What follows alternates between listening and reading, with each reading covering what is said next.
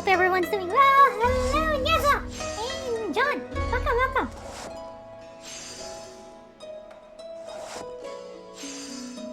Yep, let me just leave alert.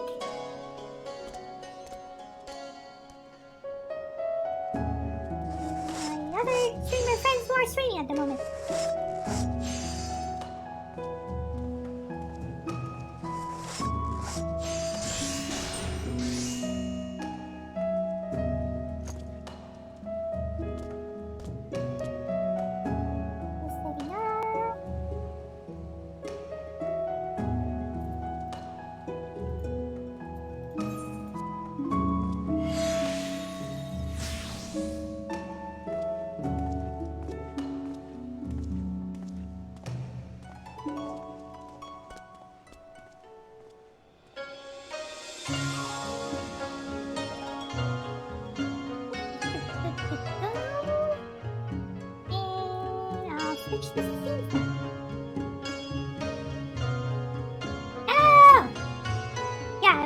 Doing a PNG today because for some reason VTube Studio is not cooperating with me.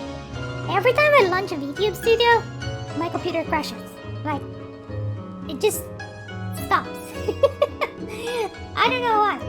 Like, I'm able to launch every game. I try different games.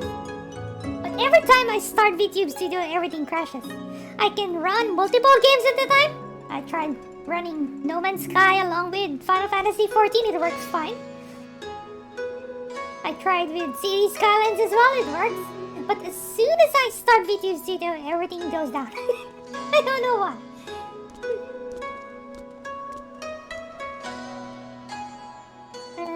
So yeah, we'll just be doing a... I think my No Mic auto announcement still up. I need to disable that one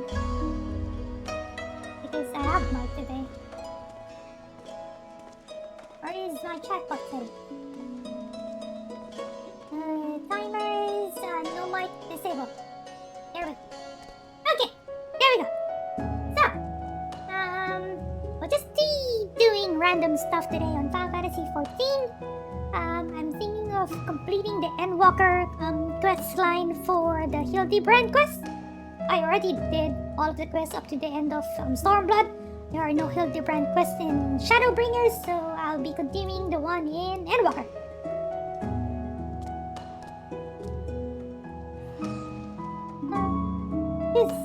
Okay.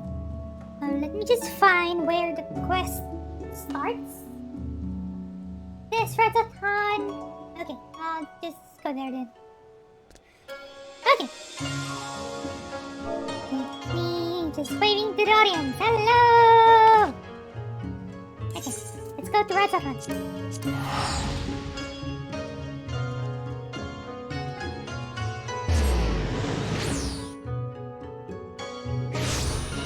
Okay, so it should be somewhere here. Why is it not here?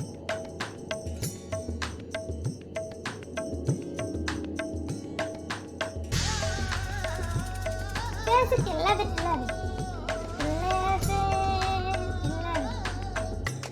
It should be here.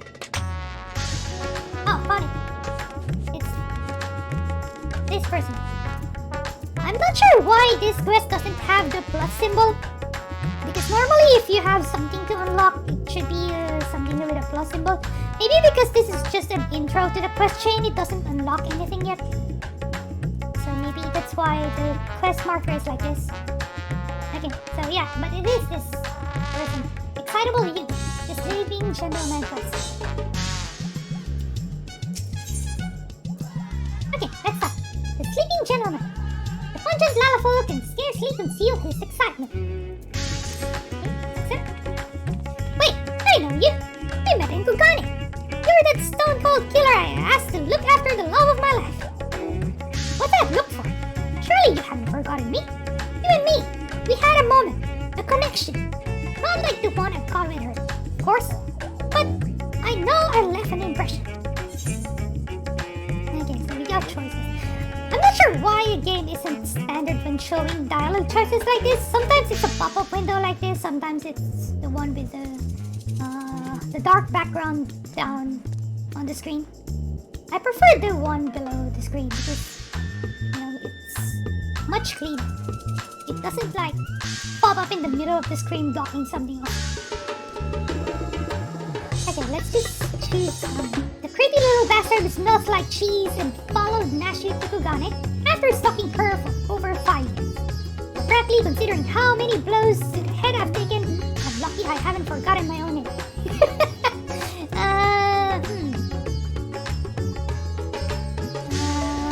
I'll just choose the first one.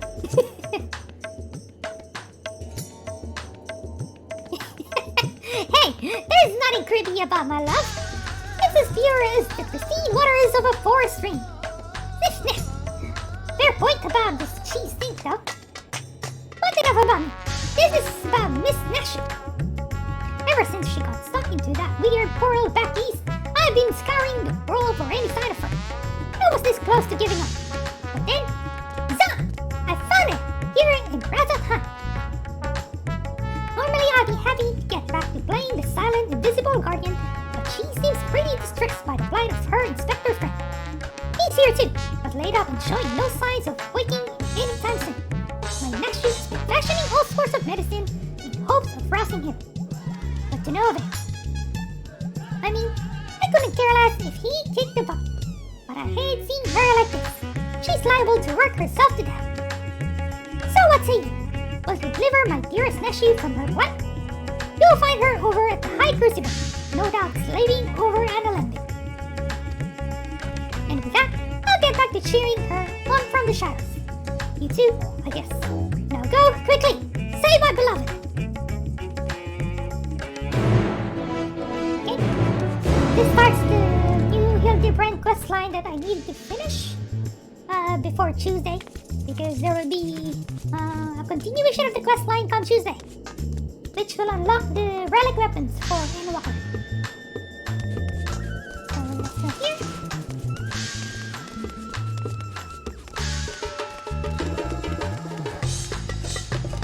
Yes, I am speaking here. Hello.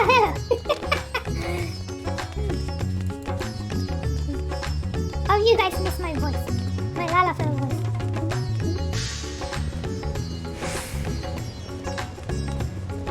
I just can't enable my mic when I'm doing raids with my raid team because, you know, privacy concerns of everyone on the group. To avoid doxing.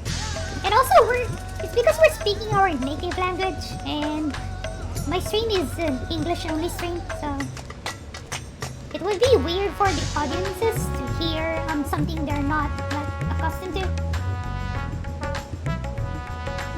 It would be very hard for me to keep on switching between talking to them in Discord and then talking to the audience as well. I'm not yet good at doing that, especially with loss of coordination during raids. I can only do that if I play with the viewers because that's easy. You have to just talk with a few number of people. And of course, coordination isn't that time specific.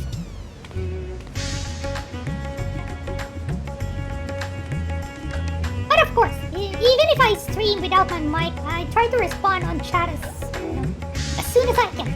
Which obviously that means in between pulls of the bosses because I won't be able to type while I'm healing the group. I hope you understand. But I will try to at least do a stream with voice enabled at least once a week, maybe during my weekends. Yep. Okay, let's proceed with the quest now. So this is Nashu. So Nashu is the assistant of Inspector Hildebrand. So Hildebrand is one of the characters that has a very funny questline back in the Realm Reborn. And the story continued along in Heaven's Ward and Stormblood. Hildebrand was sent in Shadowbringers, mainly because in Shadowbringers we were in a different world. We were not in this. We were not on the source. We were in a different reflection of the source, which was the first. there was a dungeon in Shadowbringers.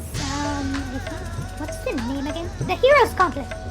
And in that dungeon, there were like beings summoned from different worlds, and in some cases you would see Hildebrand there. Not always. There are chances that you could see Hildebrand there. It's really funny. It's really funny when you saw him, and also the whole questline is very hilarious. So I hope the Hildebrand story in Endwalker is funny as well. Okay, so let's talk to Nasha. And that should do it. Now to take this medicine, man. Let's see.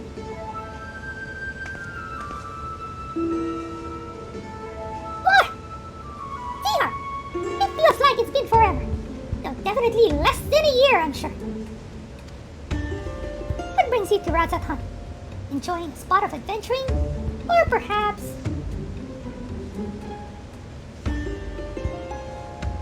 Then you've heard! It's true! Inspector Hildebrand's gone into hibernation again and... Oh wait, you're giving me that look. The one that screams, what about the whole weird portal business? Alright, since you silently asked. So back on the Ruby Sea, remember how Greg got doused with 2 prism and was forced to whisk us all far away?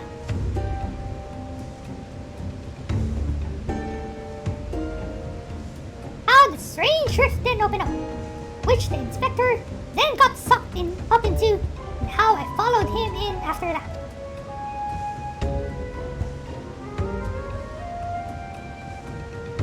Well, after that, we all ended up in this bizarre place. Couldn't tell up from down, left from right. And so we wandered, lost and confused. Fortunately, Fred came to his senses and explained that we were in the interspectorial rift, and then used the same trick to bring us home.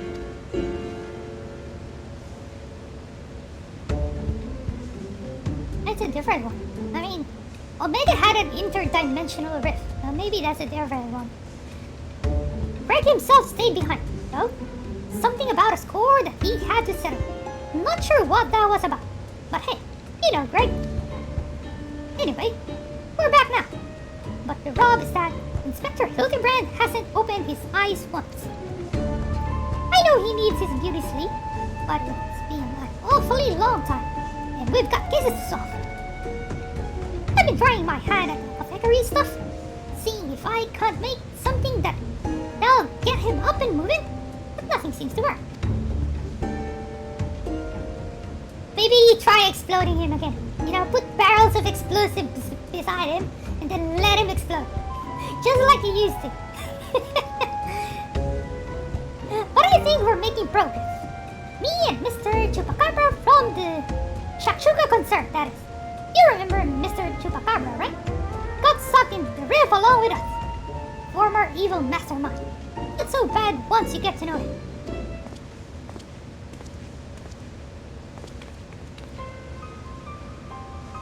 Wait. I am to meet you once more, and under less compromising circumstances. If I may correct our mutual friend, I am Dubraka, chairman of the Sajatra concern. So Nasha has been calling him Chupacabra. It's funny.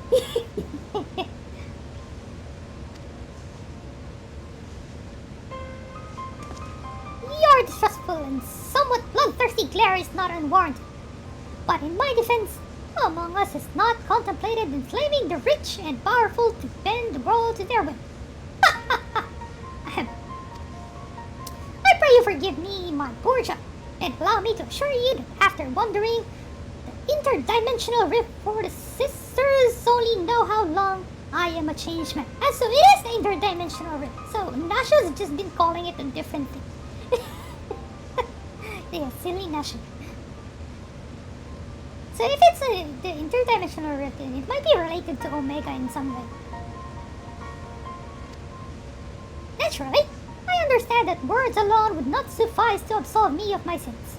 Thus, since my return, I have operated a humble apothecary that caters to the needs of one and all. Furthermore, I made arrangements for Miss Snatchew's workshop. Rest assured that I will spare no effort in helping her see Inspector Hildebrand awaken and return to full health. Maybe you'll be the one helping us with the relic weapons in Endwalker. Though I'm kind of thinking it might be also related to Gilgamesh, or they call him Greg. But yeah, so Gilgamesh, by Final Fantasy 14, or actually just Final Fantasy lore, has lots of different weapons. So maybe the weapons that we'll get for Endwalker might be related to Gilgamesh. Oh! Hey! Hello! Welcome! Bima! Welcome! Thank you for the rate. Welcome. I'll give you a shout out. Hope you are doing well. How was your stream?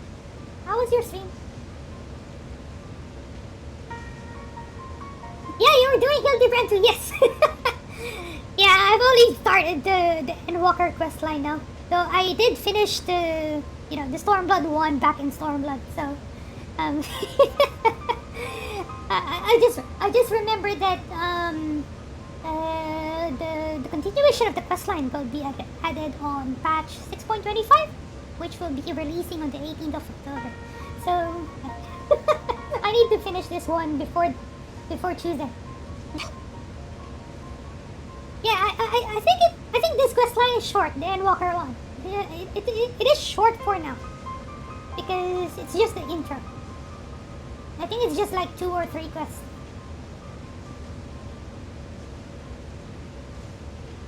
Hello, Syria! Welcome! Hope you are doing well as well.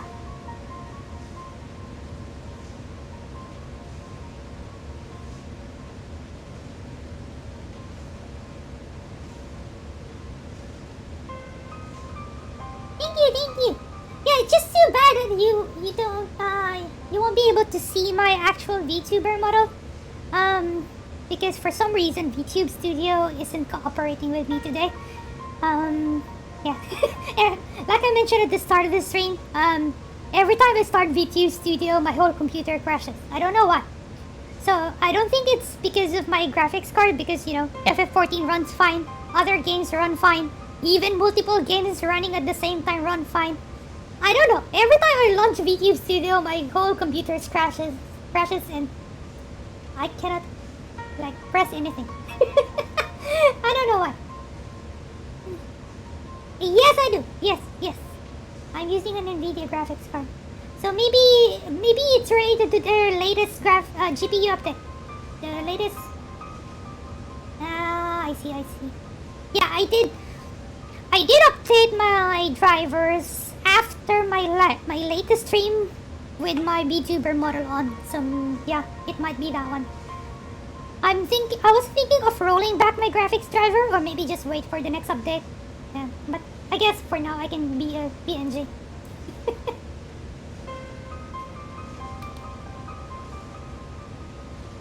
I see. I'll have a look. I'll have a look on the guides. Maybe I could find how to fix it before my next stream, because I was about to stream 30 minutes earlier, about an hour ago, but I had to spend 30 minutes trying to figure it out, restarting my computer a lot of times. Yeah. Because I just wanted to stream today, so I just switched to a PNG for now. Yeah, but hopefully for the next stream I will have my VTuber model back on. Yeah. That's true.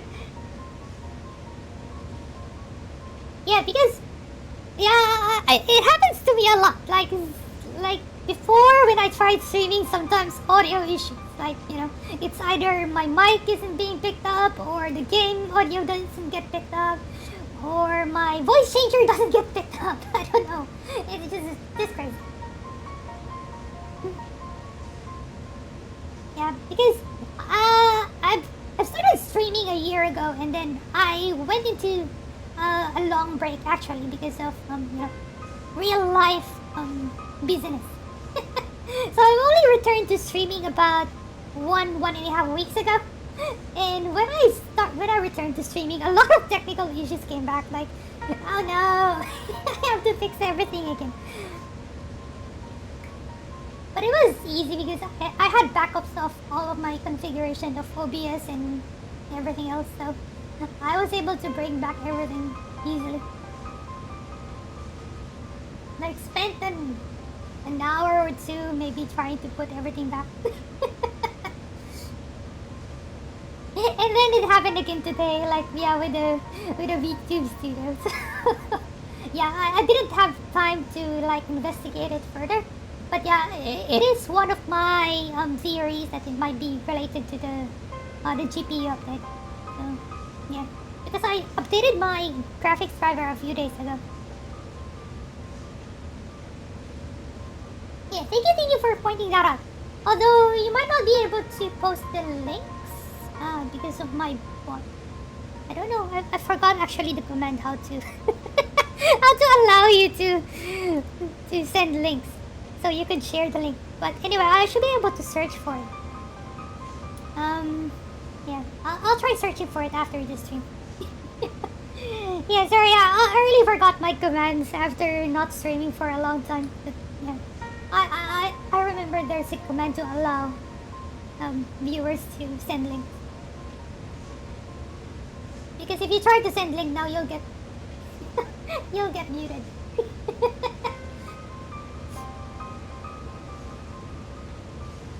Alright. Oh, I hope you enjoy watching it. Thank you again for dropping by. Thank you for the raid.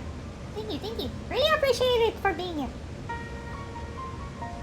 Okay, let's continue. Okay, I already read this one.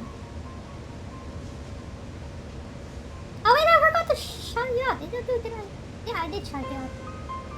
Oh yeah, I did. I have like memory problems. Yeah, I did shout you out earlier. Okay, let's continue. I already read this one. And with that, if you would excuse me, I must see to other business. It's funny that Naja has been calling him Chupacabra.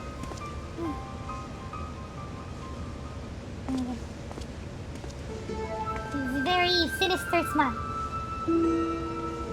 Isn't he the nicest ex-Dylan you've ever met? Ah, but that's right. I had just finished my latest medicine. I've got high hopes for this new recipe. Oh, thank you, Sarah. Thank you for the follow. Really appreciate it. Oh, also B-Mac, thank you for the follow. Yeah, at least my overlay still works, you know, the notifications. But I think the sound doesn't work anymore because I think I need to re-upload the custom sounds attached to my overlay. When I tried putting it back, I mean the animation is there, but the sound, I don't think it's there.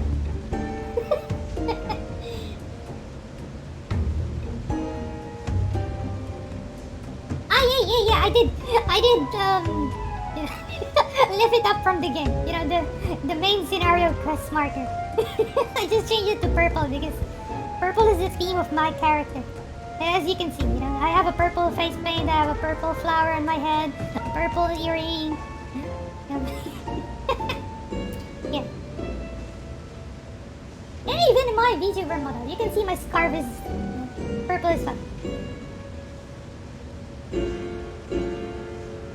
It's a standard LalaTuber dress, you know, the starter LalaTuber costume.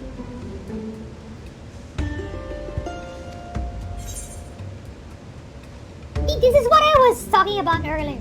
The dialogue choices in this game is very inconsistent. Sometimes it's the window that pops up in the middle of the screen, and sometimes it's like this. I would just prefer the game to be consistent in presentation to show this, because this is better than the other one. But I guess they only use this for cutscene. But yeah, I would prefer if the game like present it in a consistent way. Okay, so what are our choices? I suppose I ought to get a look at the Manderville man himself, or medicine might not do us any good. Yeah, I was thinking about earlier, why not just put barrels of explosive beside killed him and then explode him again. Then he'll wake up. Yeah, medicine might not do us any good. Put barrels beside him.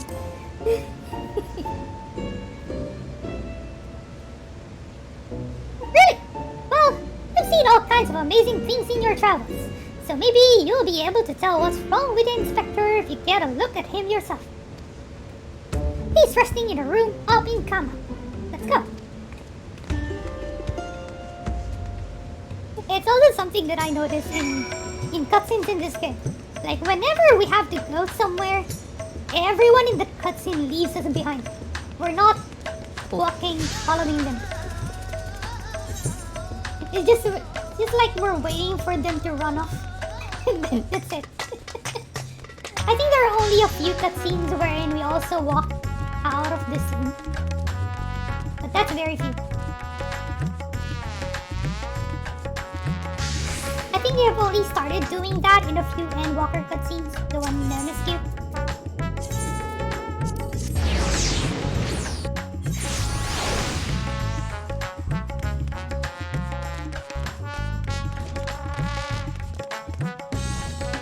Is he here? Yeah. Hey. Too bad I cannot target him. I cannot slap him. Maybe you wake up and slap. No. Oh well. Let's just stop the Nash then. Isn't this room nice? Mr. Chupacabra's taken care of everything. Even paid the rent in full. Ah, but I'm distracting you, aren't I? You need to concentrate while you examine the inspector, yes? Study the sleeping Inspector Hildebrand. You may move the camera as well as zoom in and out.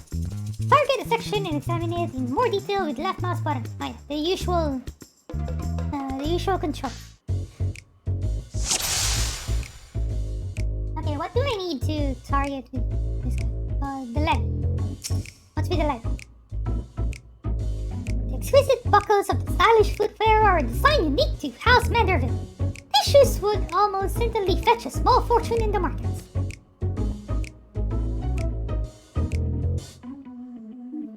Darn. Replaying muscles with big, impressive strength, while smooth skin suggests that only on the rarest of occasions does the man resort to violence. Troublingly, his limbs are stiff and cool to the touch, as if the blood runs cold in his veins. I guess the head is the last one. Rugged features belie what is, at closer glance, sensitive man of... What? How do you read it? Mien? I don't know. I haven't seen that word. Of a cultured gentleman. Whatever that word is. While he still breathes, he appears to be locked in a deep slumber. I mean, I am fluent in English, but English isn't my first language, so... Yeah. So my vocabulary might not be that good. The inspector's condition is disturbingly reminiscent of the Scions who were summoned to the first for a time.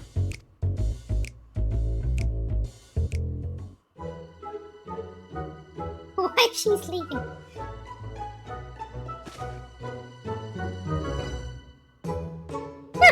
Oh, finish already? I only inspected 3 things and you fell asleep. Come on. Any theories as to what's wrong with the inspector? Well, he's a soulless husk, which is less than ideal. I suspect he may have been summoned to another reflection. I think it's the second one, because I saw him on the Hero's Gauntlet. Yes.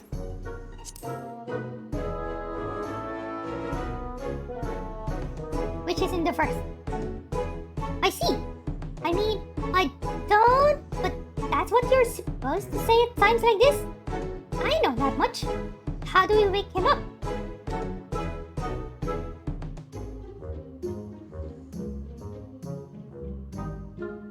Return his soul to his body?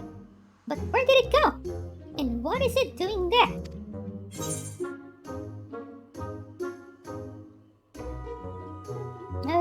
Probably bravely went to the first to become the gentleman of darkness, as you do. I think it's gone to another world wholly unlike ours, but still slightly like ours. A world of contrast. Well, it's the first, because I saw him on the Hero's Gauntlet dungeon. He's definitely there.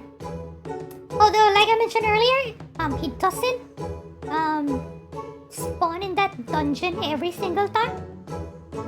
It's very random. But you could see him right before in the area before the final boss.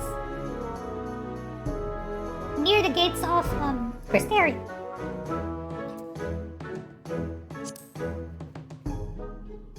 I think it's after you jump off the cliff. After the second boss. I see. Right. So, can you go there? Yes. Great. In that case, I'll leave the soul searching to you. I'm sure it goes without saying, but once you've arrived in this otherworldly world, look for a place that smells of mystery and intrigue, and chat with people there. That's standard Agent of Inquiry protocol. Oh, and since this is Inspector Hildebrand we're talking about, don't be surprised if you find him asleep, or having forgotten a thing or two. Not to worry, I prepared my traditional medicine just in case. Don't hesitate to use it. And with that, do take care of that. Of course, I've been there. Come on. I saved the first. Okay, so I guess we have to go to, the first. So we'll go to the Crystarium. It's been a while since I've been here. When was the last time I teleported to Crystarium? Oh wait, I think I've been here last month because I bought some gelatin in one of the NPCs here for crafting. Okay, so he's on the markets.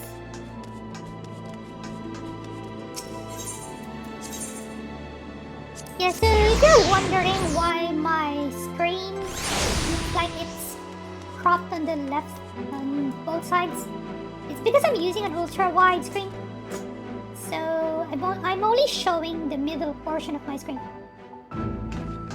Because if I try to show the whole screen, it's just gonna be having black bars on top and bottom. Also, it's an easy way for me to hide the chat.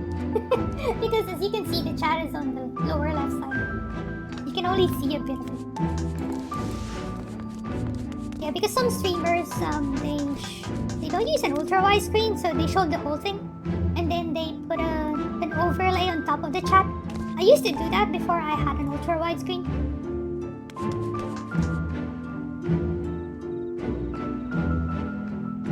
Yeah. This is very useful for raids. Yeah, that's why when we've been doing savage raids, for some mechanics I do the callouts because I can see more of the arena. It's easier for me to call out.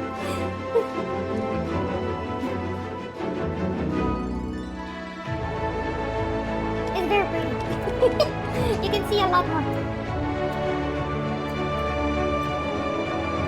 And it's the same. You cannot see my chat on the lower left. At the same time, you won't be able to see my map on the far right. That's where I put my map.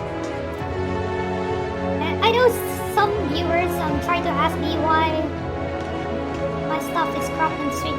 Yeah. That's the explanation. Okay, let's talk to Gleaner. Welcome back, friend. I'd offer you a pint. But my barman sense tell me that's not why you're here. Yes, I'm looking for the Gentleman of Darkness.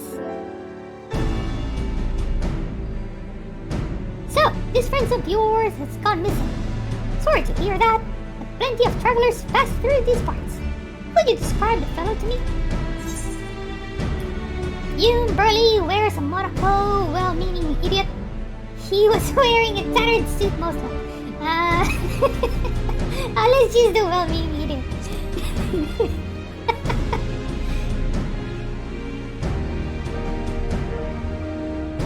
Yes, that sounds familiar. Mind you, I didn't see him myself, but I do believe one of our bounty hunters spied such a man when you were all battling that horde of spectral warriors. Yeah, that's what I was talking about, the Hero's Gauntlet dungeon.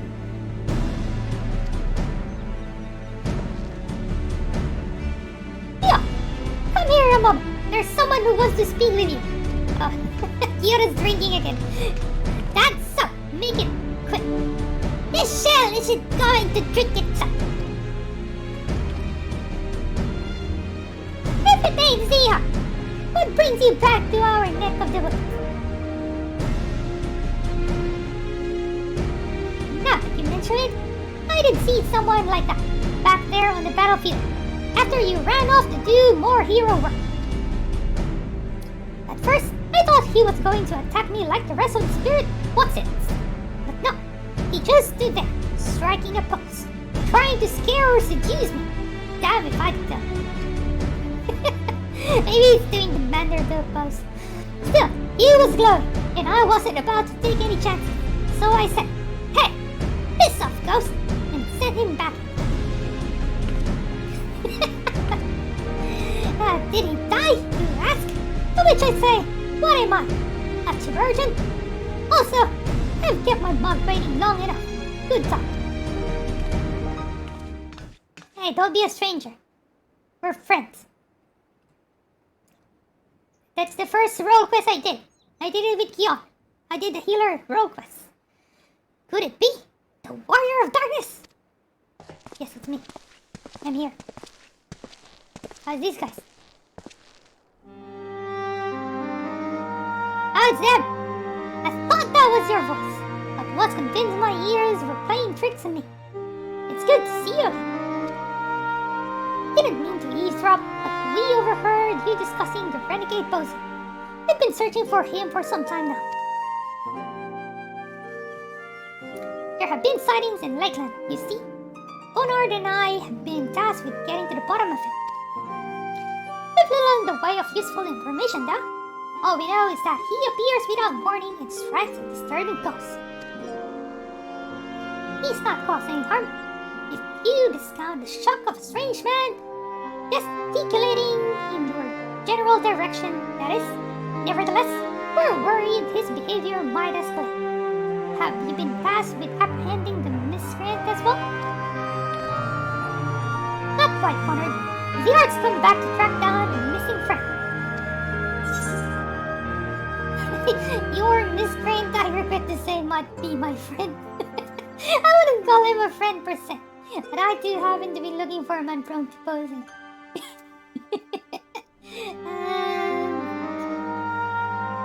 Okay, I'll just choose the first one.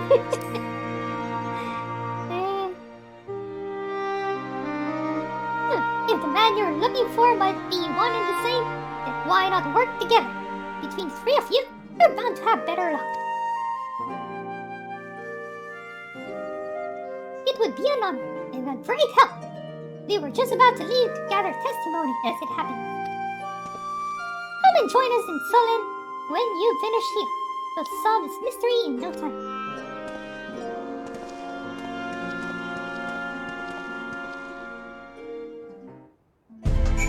Okay, Solin. Oh yeah, that one. The fishing town in the southwest of Lakeland. Okay, so let's just use the Etherite to go out of the stair because that's faster. Rather than coming from Fort Job. Hello, Hakio! Welcome! Welcome! Hope you are doing well. I am doing the Hildebrand quest line. This is the Endwalker quest line for Hildebrand. So the quest starts in Redzotan, but I know you're still in the Heaven Sword quest line. You have to finish it before Tuesday. It is the Relic Weapon quest line. Starts on Tuesday. You just woke up. Oh, I got scared then because I saw that I had a pink spike just now. Crimes in Heaven Sword. Yes.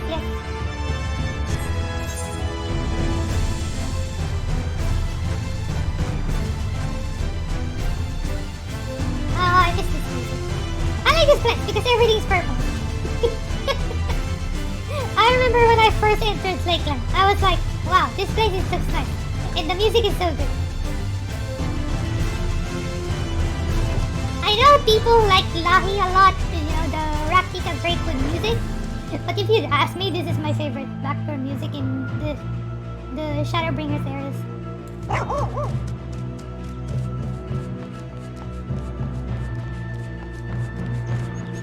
Although the only thing that I don't like about this music is it doesn't have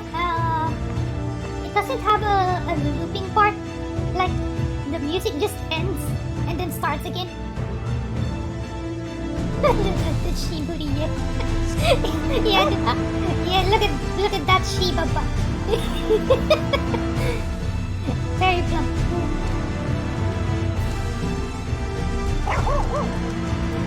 Okay, let's talk to the solid area. Oh, that's hello. Hi. I saw him the other day on the way home from Clearbelt. I enjoyed one too many libations after my back. Is it libations or libations? I don't know. And ended up wandering off into the forest. Before I knew it, the sun was dipping low and the sky turning dark, and I was beginning to wonder if I'd ever make it home. Then I felt a gentle tug at my arm. And would you believe it? This odd-looking man led me out of the forest and set me back on the road. I thanked him profusely, and he said nothing in reply. Just shrugged his disposed and walked off. Which phone? I'm pretty sure it's the... No. How do you do the... Which... I have the Manderville then. No, not this one. I think it's the... Gentleman. What's the emote again for the Manderville pulse? It's not the Manderville dance, it's not the Manderville number.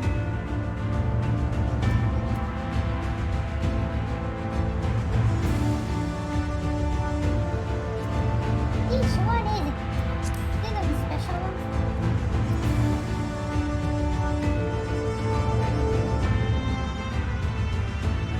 Because the Manderville Mambo is the whole dance.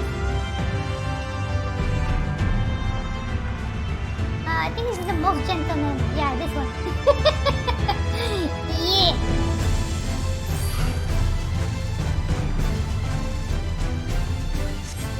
Okay, let's find the other NPC. Hello, Sullen Village. Did I see him? You bet I did. I was crossing through the forest of the Lost Shepherd, on my way to deliver fish to the hostile imperator. Out of nowhere, this odd man leapt in front of me. I thought he was a bandit at first, but then he abruptly turned to the side, rolled his neck, and put his fists to his head as if to say, I don't know. It was baffled. I ran when I realized he wasn't going to do anything else. Yes, they pretty much did this again. Yeah. Curled his arms.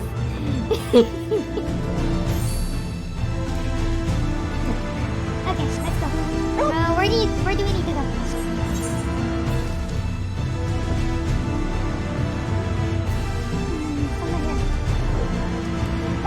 Sullen woman. Why, yes! I saw someone like that when I was out picking mushrooms in the forest. He even spoke to me. I was repulsed at first by his warmth, but he only wanted to warn me that fell beasts lurk in the forest, and that I should be wary. Contrary to appearances, I'd say he was actually quite gentlemanly.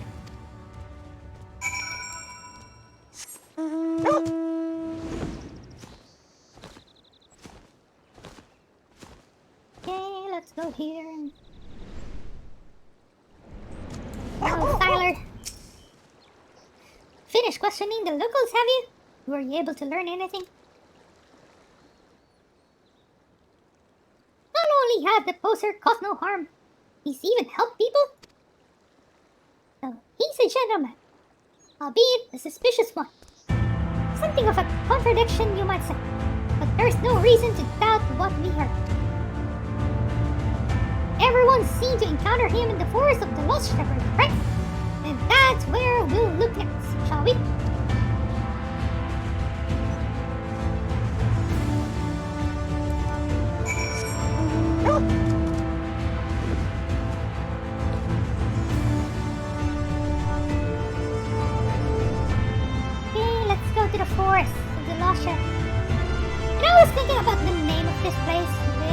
force of the Lost Shepherd. And Azem is the shepherd, right? So this area might be named after Azem.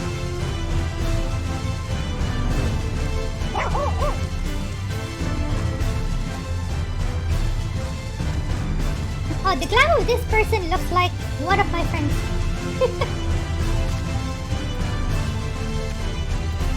Okay, pilot.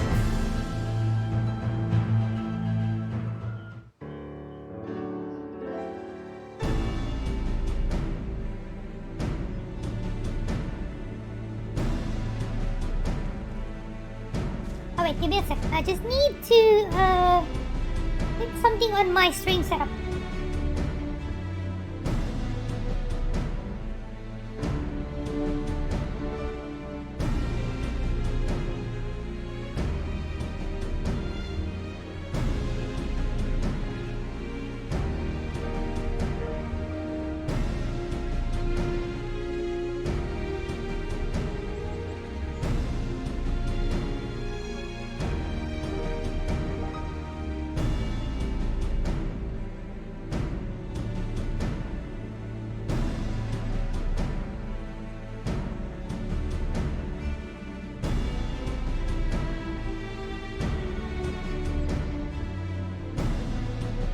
Okay, I'm back. Let's continue the quest. Well, here we are. But how exactly are we supposed to begin our search? These woods are, well, woods. Not that big. If you ride a mountain, just fly over and look. Got a plan, do you? Far be it from me to doubt the warrior of darkness.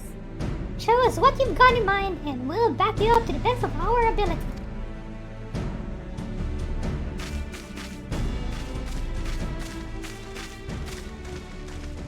What am I gonna do? I'm gonna do a pause. Okay, I do have a choice. Perform the Manderville or the Manderville Mambo. I'll do the Mambo, because that's funnier.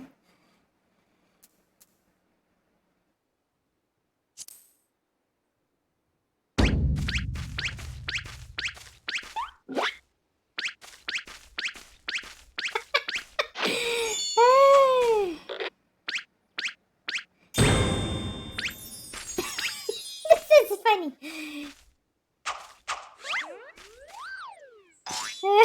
Those two are confused. Everyone's doing it now. But they're pretty good at picking up the moves, right? Hark! What familiar gentle medley gyrations are these?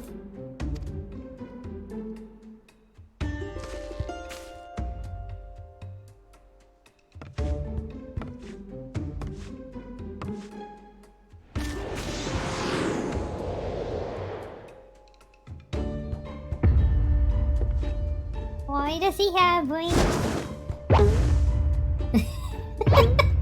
Is he a senior now? Oh, what the heck? What the heck is this? What? The forgiven gentleman. He's a light warden now.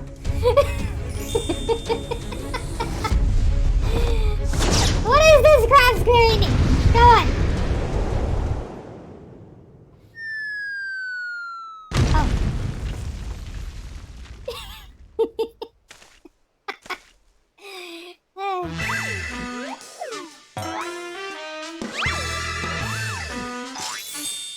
Is he a real light warden? or he just got wings? On your guard! It's a seed eater! No way. That's no seed eater. Yeah, he's not. That's just makeup.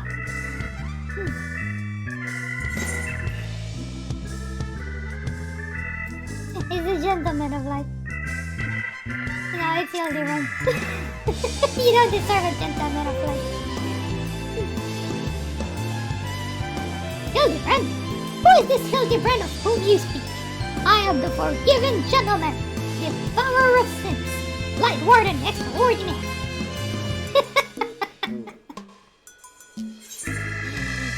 You're not a sin eater. You're Hildebrand, the gentleman inspector. You might occasionally moonlight as a zombie overlord, but trust me, you're a gentleman inspector. That's just the second one.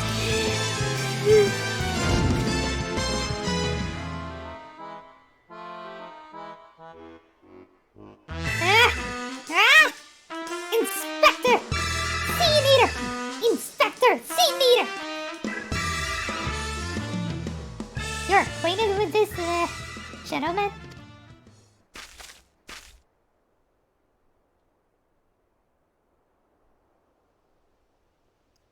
Right then.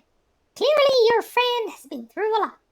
Still, how did he get in his head he's a scene eater?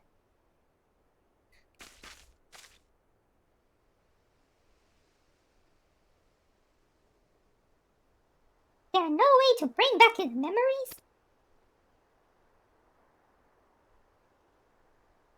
What am I gonna do? I'm gonna use the Nora side to transfer his memories back? Oh, yeah. Oh, wait, what? It's like explosives! Oh no! Here we go! Explosives? We're still trying to save him, right? I was just talking about this at the start of the stream. We're gonna explode him.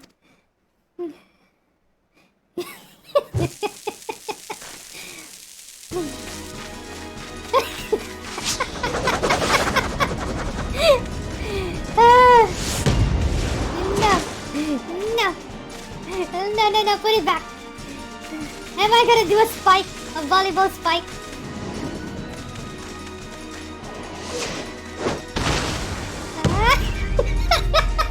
What kind of cutscene is it?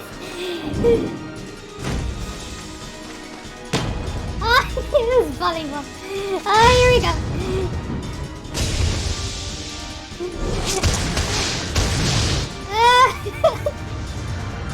The spiker of darkness.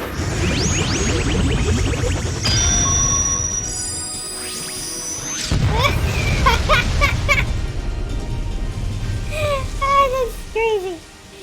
Oh, there we go. He's back. There we go. Wicked what? We killed him. No, we did not. Don't worry. We exploded him much worse. He doesn't die from explosions, don't worry.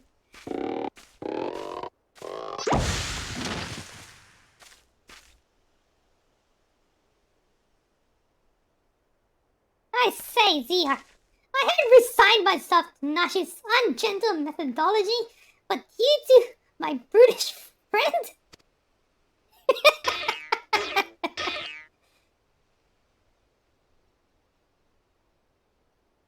But never mind that.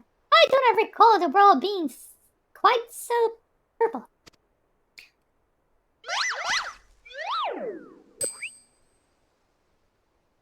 Previously, I was with Nashu Greg, wandering the bizarre, shadowy realm known as the Interspectorial Rift. So he's also calling it the wrong name. It's Interdimensional Rift.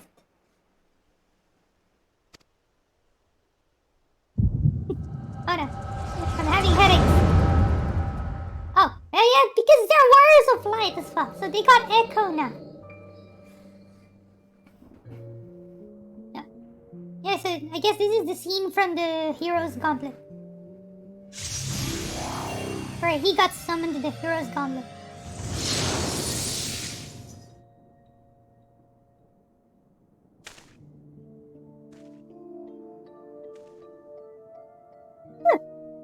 Where am I?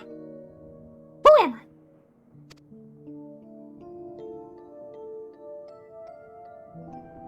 Oh, that's cute.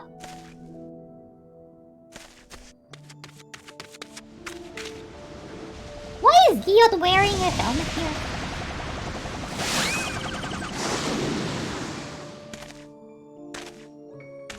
I thought Giot removed the helmet at this point. Maybe not. Or maybe it's just trying to take into account that what if you did not do the healer role quest.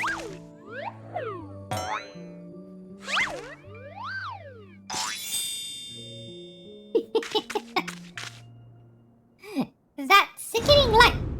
That aggressive posturing! I know what you are! You're one of them, ain't you?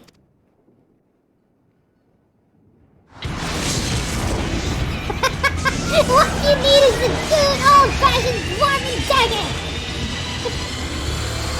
Is that a limit break? Pick up, bros!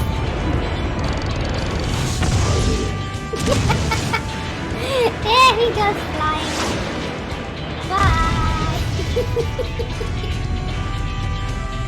He is strong.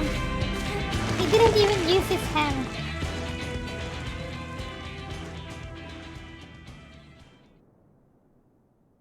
But I think Giot is a female. Her hammer. I don't know. But I forgot it's Giot. I don't know. I don't know Giot's pronouns. I forgot. Maybe it was mentioned in game, but I already forgot. Oh, it's a scene here.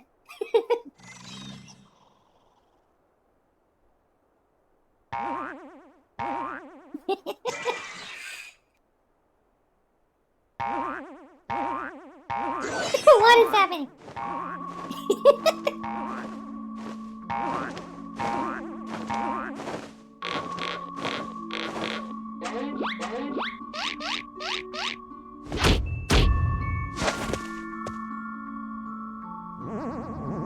That feels different, boy.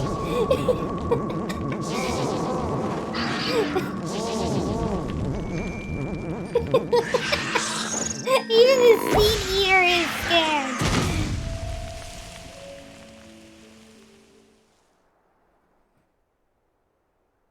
Run for your lives! It's a scene eater!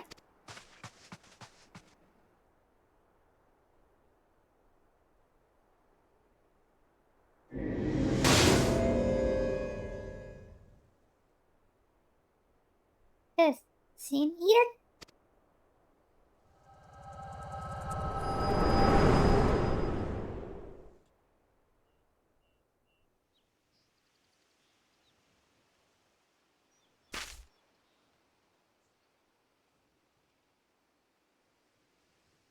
Beat down.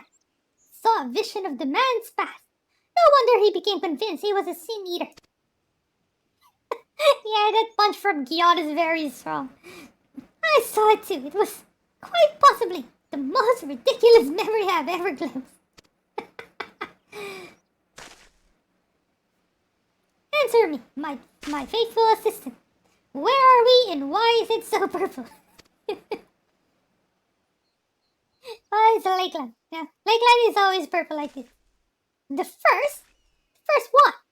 Are you telling me we've somehow traveled to an entirely different world? Yes, we did.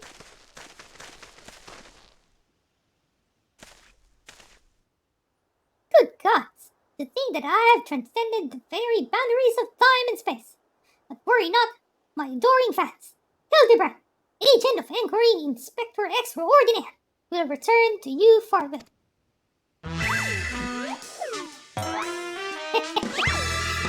I guess the first quest will end here.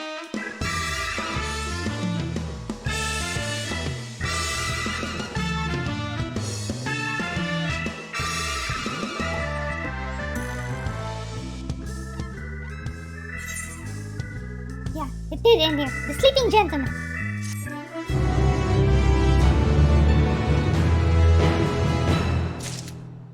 Okay, so how many quests are there again? I think there were just 2 or 3. Yeah, just 2. 2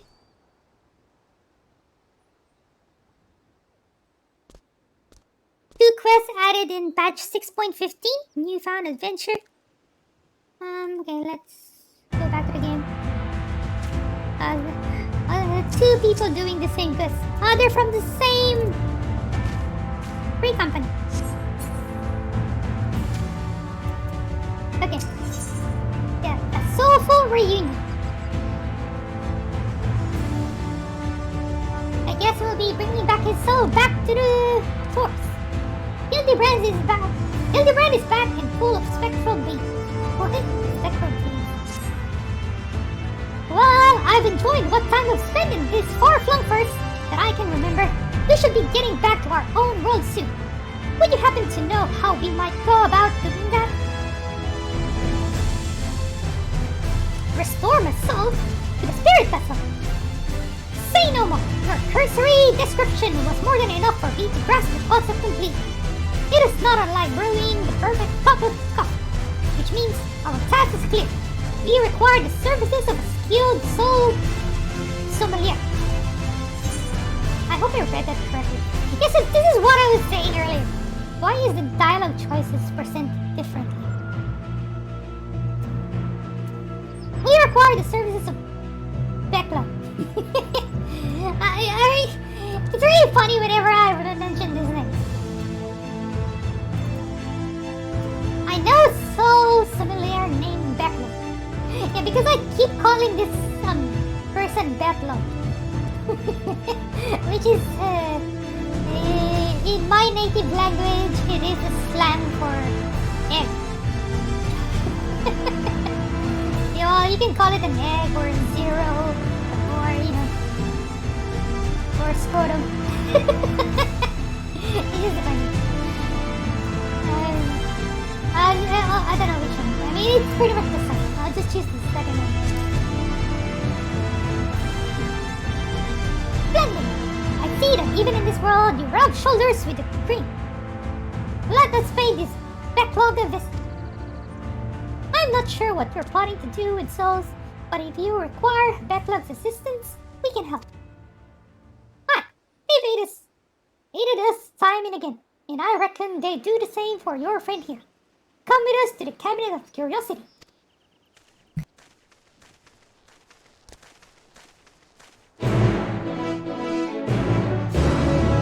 Okay, before we teleport, I'll just take a quick toilet break. I will be back.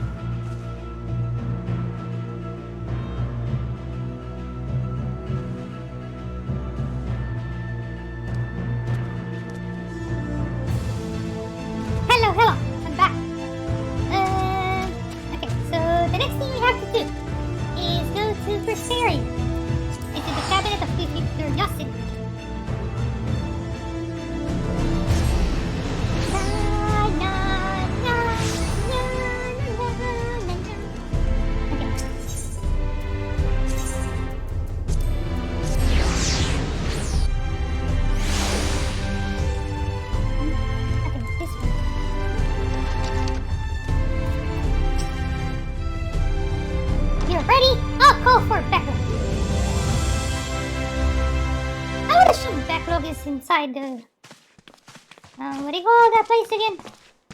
The main room in the crystal. I mean the main room, the crystal tower. Huh. The genius soul sommelier. You've come highly recommended by Zeta. And what an adorable little puppy you have. No! Backlog is the other one, the Numu. Oh god, Yotipa, why are you doing this? So what? Puppy? I beg your pardon, but there seems to be some confusion. Puppy? Who is this imbecile Zia? I have a mind to make him dig a hole so I can drop him in it. But I presume he is a friend of yours, and one in need no less. Yeah. I'm sorry for my companion here. What? Another of your friends that needs to be sent back to the source? Have you forgotten how complex and difficult it was to do it the last time? Yet you waltzed in here and asked me this favor with the air of one shopping for a new hat. This case is no different from the others, at least. He is present only in soul, as they were. We'll need another spirit vessel, of course. You don't happen to have one, and only you are ready, do you?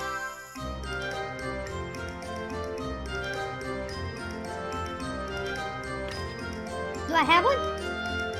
Entrusted to you by the Crystal Lexarch, you say? If only he knew how you were using it. Fortunately, I have a proxy on hand. I've been using it to treat patients at risk of transforming into eels. But I suppose it's due for a change of pace. Yeah, is this the same crystal that we used to transfer Unokal High from the source to the first? As part of the Void quests? Maybe that's the same crystal. Maybe it's an empty crystal we just used to transfer one person from the source to a reflection, or reflection to the source. So if any of the viewers aren't familiar, the Void quest is something that you would unlock in Shadowbringers once you complete all of the role quests. You have to finish all the role quests first, and then there would be one special quest line after that. And then after the quest line, there is the Void quest line, which is something that's related to the 13th as well. So I'm guessing since our current main scenario quest is related to the 13th, maybe that quest line would continue as well.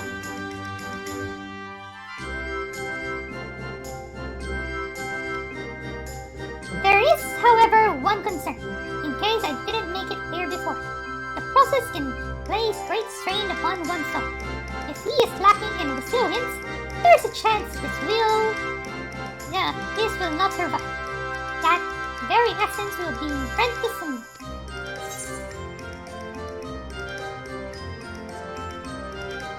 Okay, so what are my choices?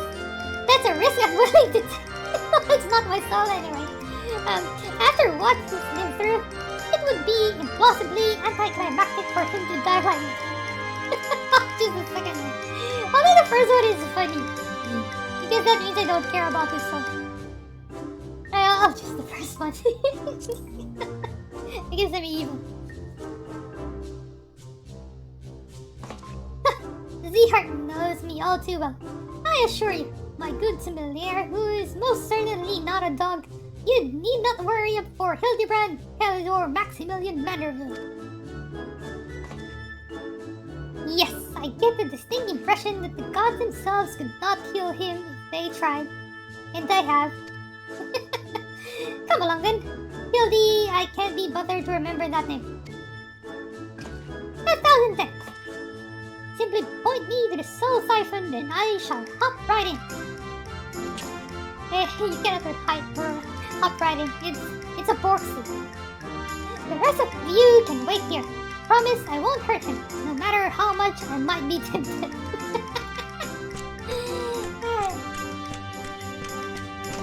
He's not a dog.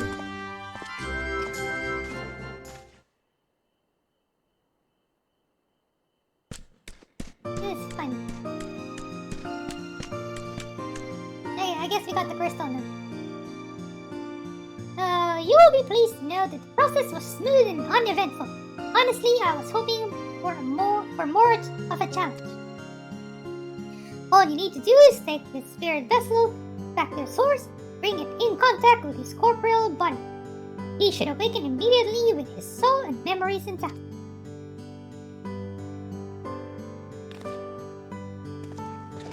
If there's nothing else, Bonard and I should be getting back to our duties. Yeah, nice meeting you again, guys. It was a pleasure, Zion. All too brief. I won't pretend I understood even a fraction of what happened, but I'm glad I was there for it. Well, you guys learned how to do the Manderville Mambo. It's funny. Till we meet again. Rest assured, Tyler and I will be doing our damnedest to look after the people here in your absence.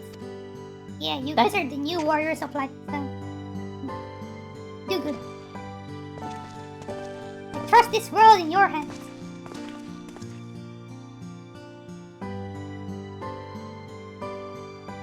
Okay, let's think Morin and Backlog. Guess we're leaving now. Okay, so I guess we'll go back to Rods of Time. Yep. Okay, teleport. Rods of Time.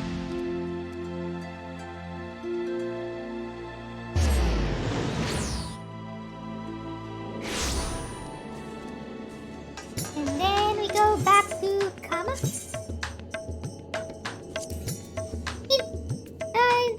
Funny because Kama is actually in my native language it means bed.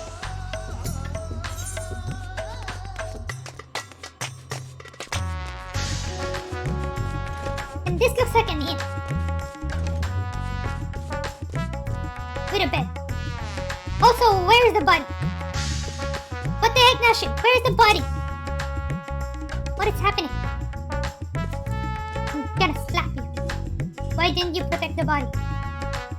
Hey, I'm slapping your ass. You know, my hand is directly on your ass. No, not a little above your ass. Okay, where's the body, Nash? You're back, and not a moment too soon. We have an emergency on our hands.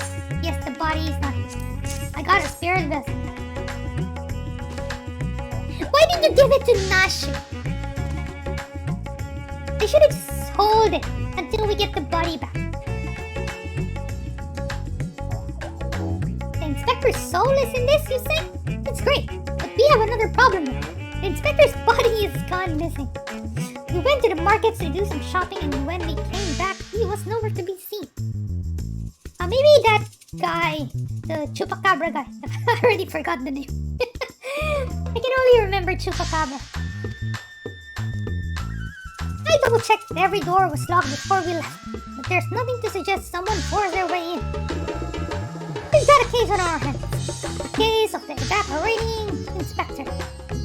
We must begin our investigation at once. Come on, let's start looking for witnesses. I was expecting this quest to be simple, like we just go back and bring the soul back, but looks like it won't be that simple. Are there any other NPCs here? No? Just this one? The boss. Did I see anyone get carried out of that house, you ask? I was too distracted with stock taking to make note of any comings or goings. Sorry I couldn't be of more help. Stock to my butt. I didn't see anyone carry a person out of that house. No. But I did see a man carrying a particularly large sack, so heavy he strained to lift it. I didn't think much of it all the time, but now that you mention it, it was a bit suspicious. Yeah, I'm guessing it's a Chupacabra guy with a sack with Hildebrand inside. That's a dubious individual. Okay, Nashu, what do you have?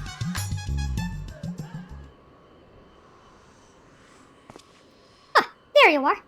This man says he has vital information that will help us in our investigation. A pleasure to make your acquaintance. I am... How do you read? Delian. I'll just call her Delian for him. I don't know. Delian, Editor-in-Chief of the Tagnarian Truth, a monthly publication devoted to exploring unexplained and otherworldly phenomena of our island. Your companion shared with me the news of your friend's disappearance, and I happen to know precisely who is behind the incident. But I fear you may not like the answer, for the kidnapper is not of this star. What?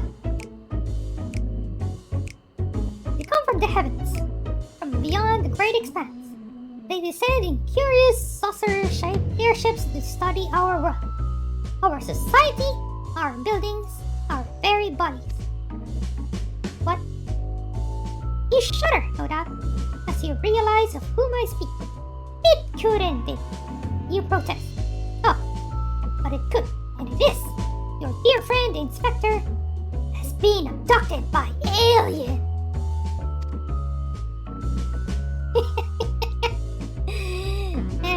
Come on. Oh, but he'll be fine. You assure yourself. After all, they just want to understand us better. You poor deluded child. That they do, but to what end? Why else? They might one day take over our world.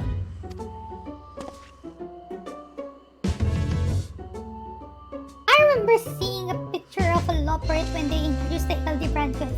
I'm guessing we're going to the Mare Lamentor.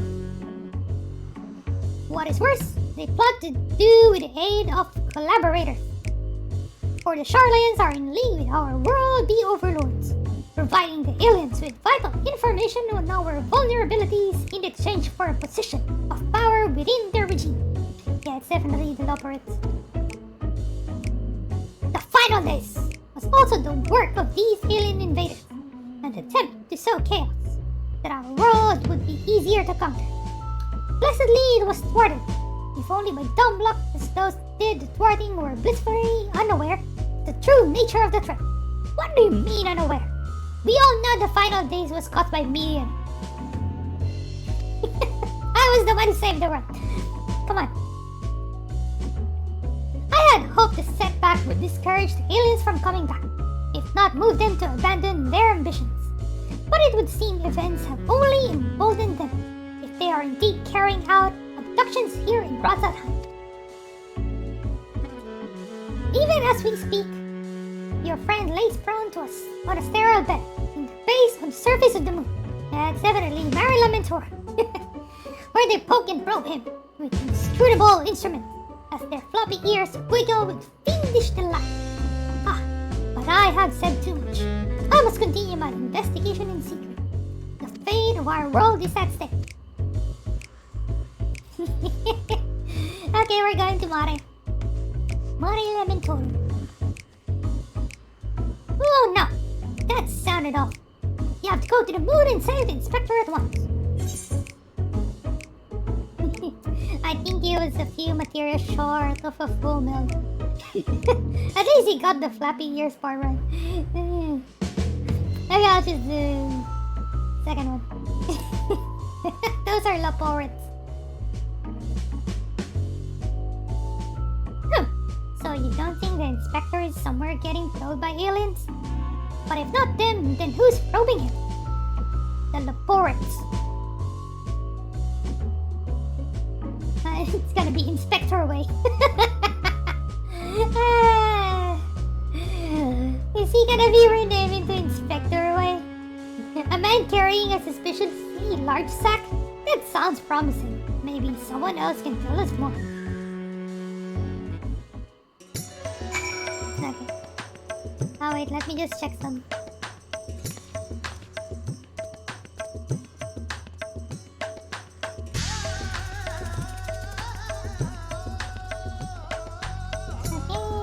Okay, let's talk to Nashville once more. Someone up ahead may have seen something. Let's ask around. Okay, Nashville is now accompanying you. Keep her at your side in order to proceed with quest objectives. Okay, it's the typical follow system. Okay. Yeah, this system was introduced in Endwalker. It's a really nice NPC interaction because you get to travel with them and then you get to take like screenshots with them.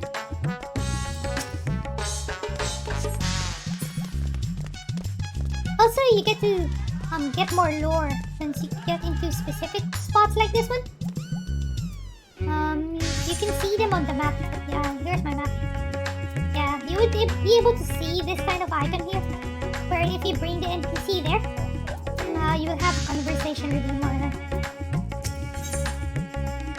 Discuss the Arca Sudara. Karika and his family are the nicest people. They've got such gentle eyes and long snouts too. Longer than anyone I've ever met in Eorzea.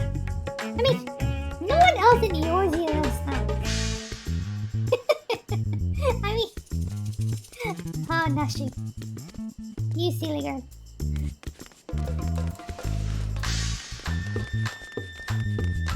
Okay, let's talk to Daritri. The man with the sack. Indeed, I couldn't help but take note of him as he passed, trying so very hard to be conspicuous as he was.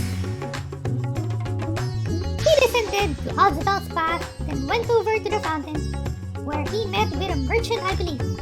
Such a hefty sack it was. My mind was racing with the possibility what it might contain.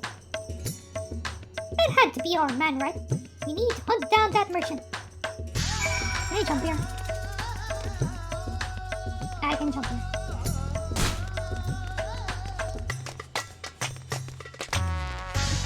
Okay, it's another one of those dialogues. Discuss the fun. It's incredible, isn't it?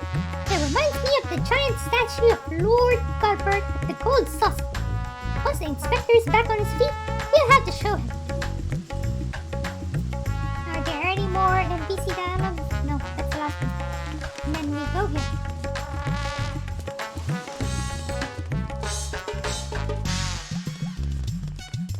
Hello, traveling merchant.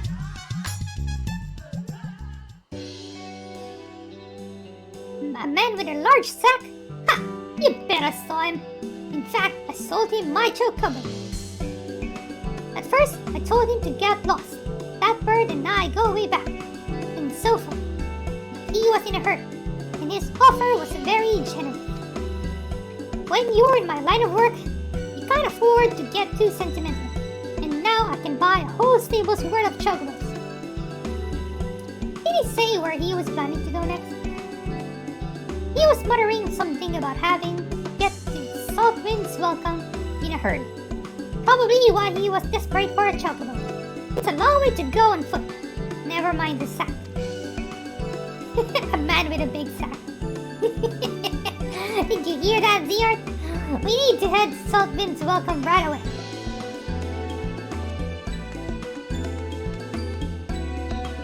Okay, where is Southwind's welcome? Oh, it's just below the Great Marsh. Let's just teleport to the Great Marsh. I have 18 allowance again. I need to turn in Carrot Nibble.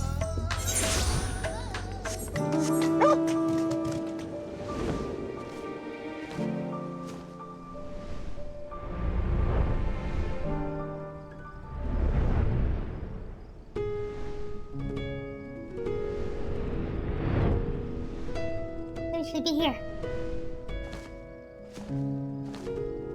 Ah, this is Saltwind's welcome. I didn't even know if this area was called this. Okay, Nashu, what's up? Here we are! Which means the mysterious man with the mysterious sack must be near. Keep your eyes peeled.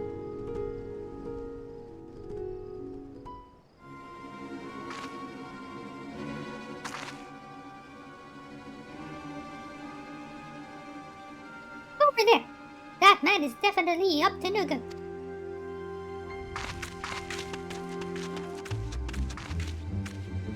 Is it Chupacabra guy? No, different guy. Maybe he's waiting for a co-conspirator. We should stay out of sight and watch what happens.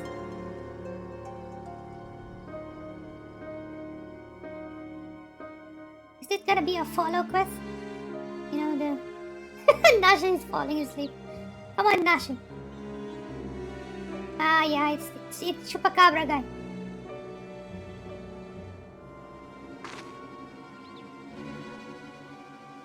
Mr. Chupacabra. But he expressly told us he had put the evil schemes behind him.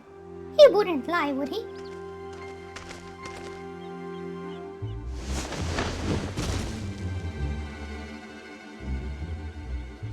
The goods appear to be none the worse for wear. Very well. Your payment, as promised.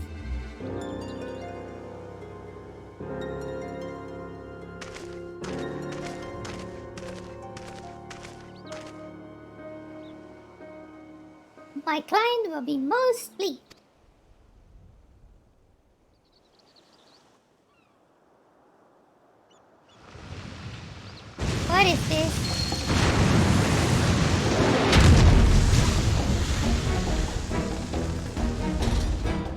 heck is this? Oh no! Is he going to feed the inspector to the giant sea monster? That's a robot in the first place, it's not a sea monster. How can you feed that? It is an honor and a pleasure as always, Dr. Lugai. Lugai. I would assume it's pronounced as Lugai. I have faith this specimen will meet with your satisfaction. So this is the one said to be the strongest, most resilient in all the world, the Vanderbilt man. None other. He was weathered countless explosions and a multitude of martial abuses, including devastating subjects I myself did witness. It is even said he survived a journey to Dalamud itself, and survived with the lesser moon's fall with nary a scratch. Most fortunately for us, he has fallen into a coma from which I am assured he will never awake. You are free to do with his body as you please. So are we gonna throw this soul vessel and then heal away? Wait, even the mightiest of warriors can't fight while asleep. Those meddlers may have gotten the better of me and my beautiful boy in the Tower of Babel, but my next child will be all but invincible. With this body mine to command, I will exact bloody, glorious revenge. Forgive me my boldness, Dr. Lugai, but when might I expect the rest of my payment? I have debts that must be repaid. Worry not, with a Telepharoi gone for good, the vast fortune of House Brutus is entirely at my disposal. I shall shower you with my loyal minion. And gladly shall I accept this post, Doctor, and resolve never to renounce my wicked ways, for surely this time I will suffer no comeuppance. I'm here.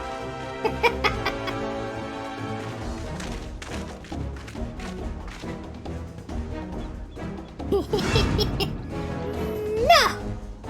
Oh no, it is Lugai. No, not you, not now. Bah! I must away.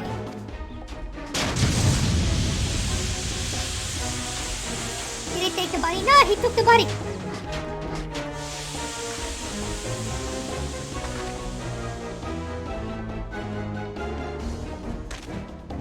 Wait! Dr. Lugai! My payment! He runs fast. Wake up, Inspector!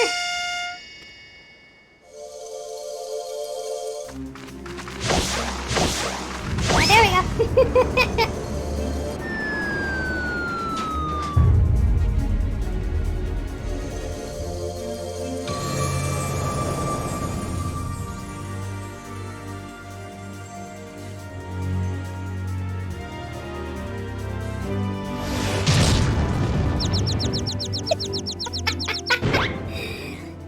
Could it be? The world's no longer purple?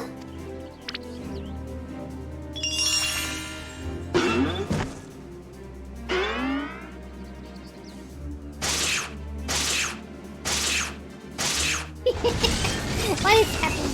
Stop moving, damn you! You're supposed to be the comatose centerpiece of my glorious revenge!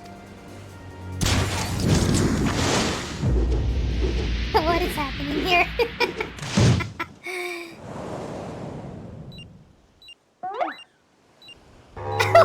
What is this? What did I do? What did he do? Is it a self-destruct button?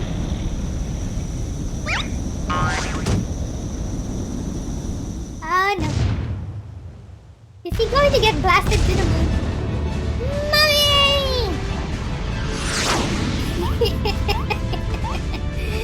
Well, at least Hildy brings back.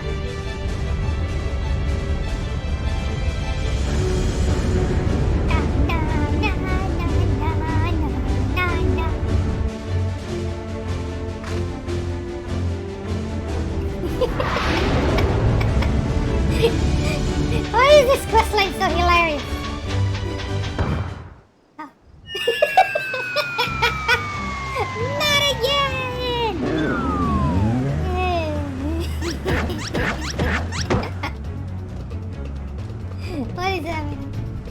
he's coming back.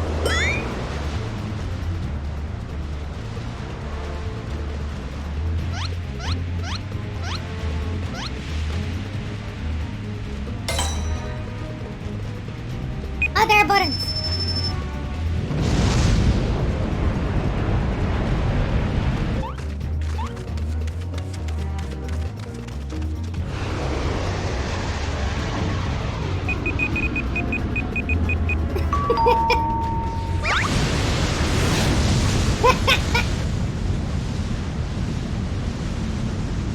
No!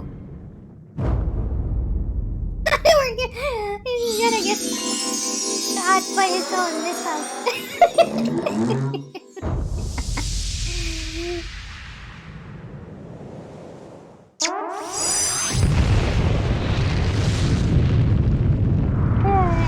Explosion!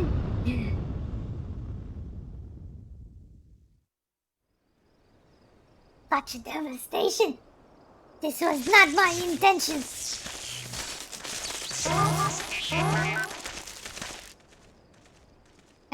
He's getting apprehended. Along with the head. The skull head. The robot one. How come his head is always buried to the ground whenever something explodes?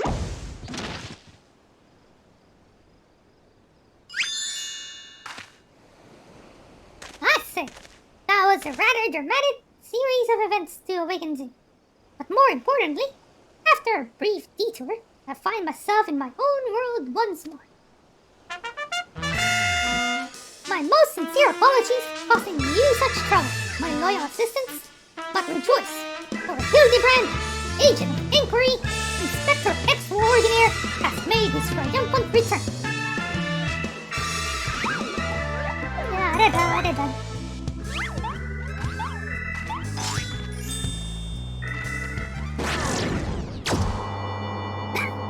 No, you're the aliens! So the aliens are real this time.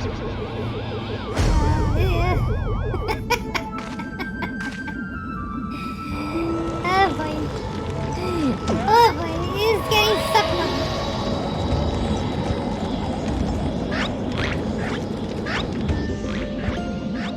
No, you cannot swim that.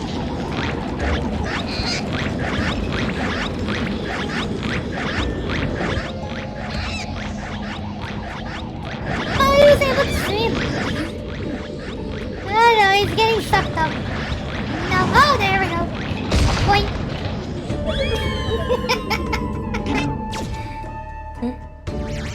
Bye, Hildy.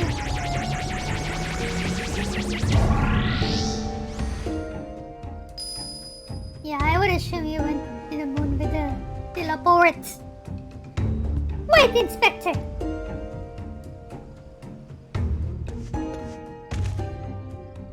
I knew it! An alien abduction! And to think I would have the chance to witness one with my own eyes. This month's issue of the Subnarian Truth shall be the best one yet.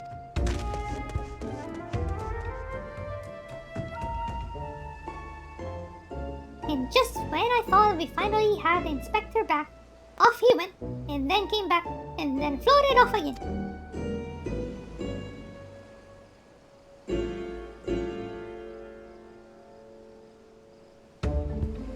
Yeah, I'm pretty sure it's just in Mare Lamentorum.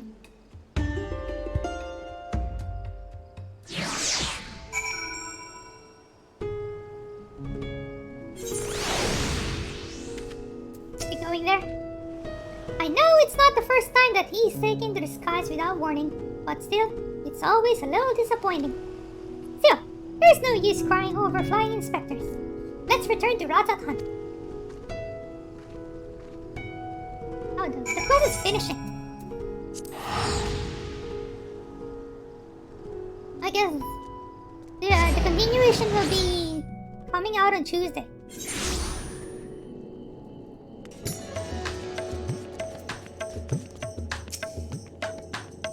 Oh, Inspector, why have you left me again? And where have you gone? No, this won't do. Get it together, Nashu. There's a case to be solved. Just you wait, Inspector. Your loyal assistant Nashu will solve the mystery of your disappearance. Again! And don't you worry, Zehart.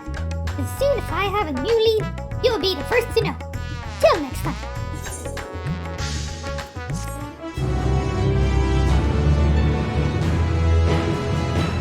I guess the final cutscene will show the reports. Meanwhile, in Mare Lamentorum.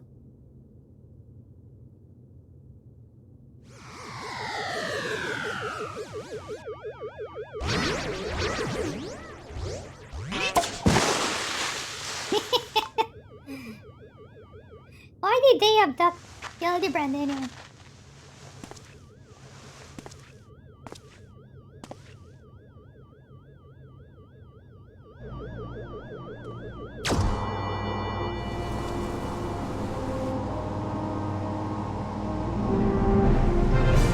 Hey, what is that? It's not a report.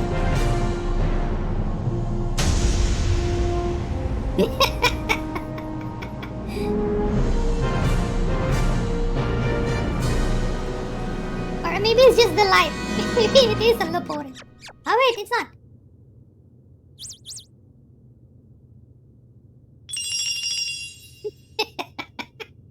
Yeah, it is cute.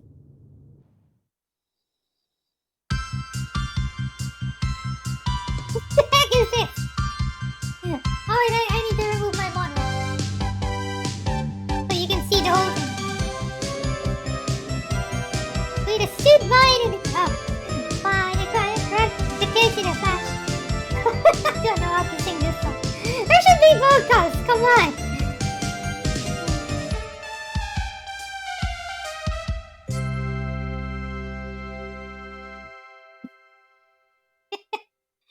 Yeah, it's fun. Okay, I put my model back.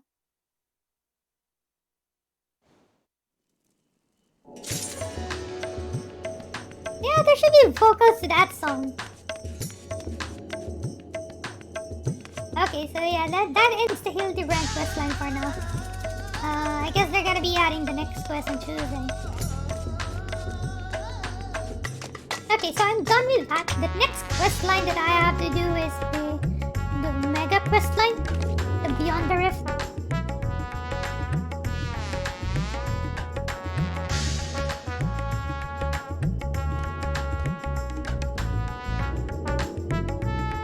How long is this one? Oh, 2 quests as well. The first one starts in Old Charlene, a heartless hypothesis. 10:14. Okay, let's go to Charlene. Oh, before that, let's access our retainers.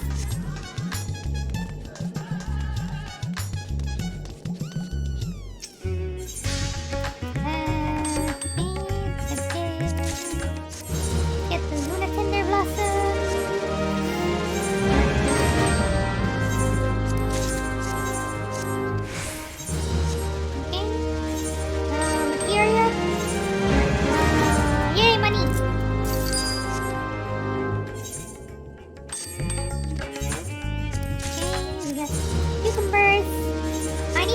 To submit the character. Yeah, a bit of money. Yeah, I'm back to 49 million.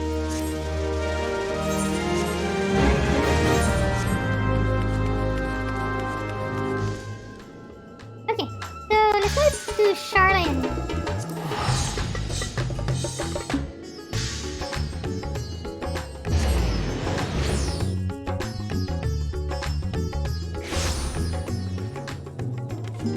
Where is it again? 10:14.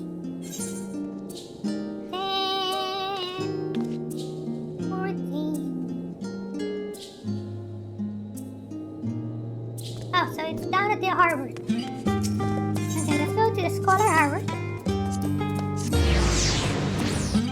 I'm not gonna do the Carrot Label submission on stream because it's boring to watch.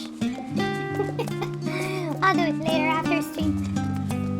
Okay, is it this one? Yep, a heartless hypothesis. The spectacle technician is enjoying the refreshing harbor breeze. Ha! Ah, let's blow the cobwebs away. Time to return to work.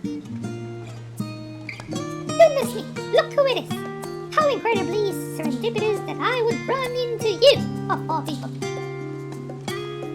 I was part of the team which designed the Ragnarok, you see, and we have recently begun the process of combining through the vessel's flight log data. The primary objective of your journey to Ultima Thule was to save our star and countless others, of course, but it also provided us with an invaluable trove of information. Records of places and events we could only dream of. Your safe return gave us much to be thankful for. As it so happens, one of the things we pulled from the log was a transmission of unknown origin, something the ship must have intercepted during its flight. We believe it to be an audio message, but even our most knowledgeable scholars have been unable to decipher its content. Professor Rurusha included. For a while there, it seemed we must accept defeat. But today may be the day that we finally solve the mystery. If you are so inclined, will you care to come along to Salmazine? It seems fitting to have one of the Ragnarok's original passengers present to hear history being made.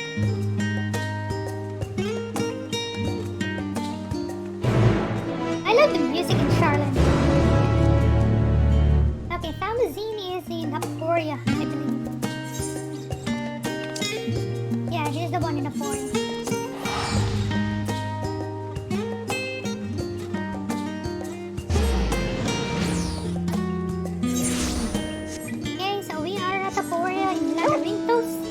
Let's go here. This is the place where we unlock the pandemonium, right? Yeah, but we have to hide the lift down to Tomazi.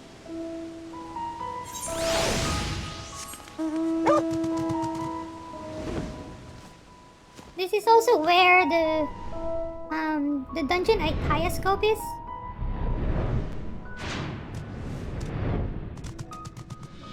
I mean, I think it's on the other floor, but yeah.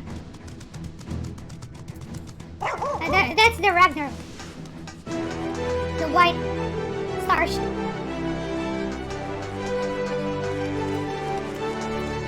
Okay. Huh, there you are. This is where we're to meet the engineers from Garland Ironworks, who, I am told, potentially hold the key to unlocking our mystery transmission.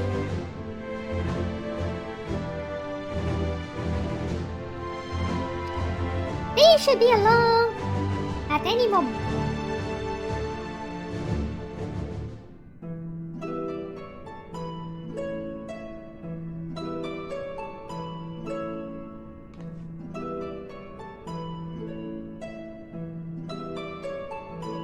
Sorry, we're late. We had some trouble finding the right...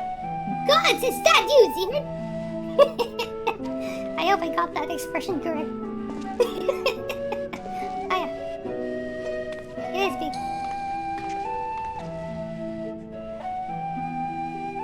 Yes, the woman herself. I ran into her at the harbor and thought if anyone deserved to hear this message deciphered, it was Zehart's wife. No argument here, but bugger me if you don't have a knack for being in the right place at the right time. This actually has more to do with you than you might think, so please do stick around. We'll pick up from where we left off then. As I was saying, we think this transmission the Ragnarok intercepted is a message of some kind, albeit in a language entirely alien to our ears. Alien being the operative word here. Considering we received the message out in the great expanse, its origin was likely some distant star. Unfortunately, our list of off-world allies is presently rather short. Thus we were resigned to the fact that the meaning behind the message would remain beyond our understanding.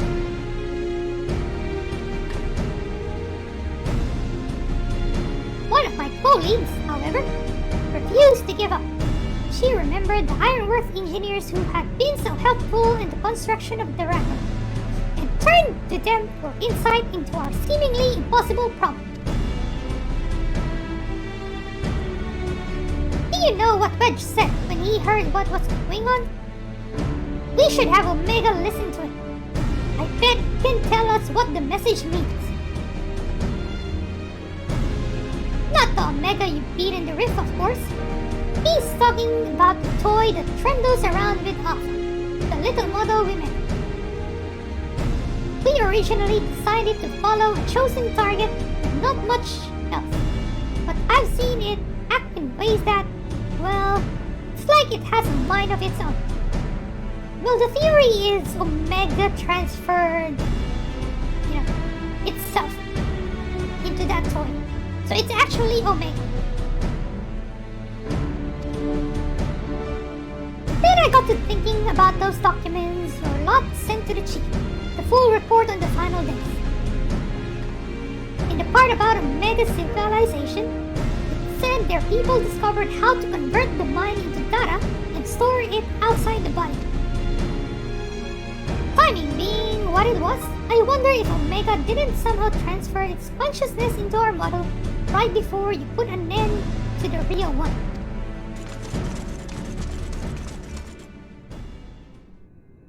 Oh, they're here. So, in an effort to get to the bottom of that, as well as take a crack at this indecipherable message, we decided to make some modifications. With help from Labyrinthos technicians, we've upgraded our toy Omega with a fully functional vocalization module. We played the transmission for Omega, and I think it's ready to share. Hello, Alpha.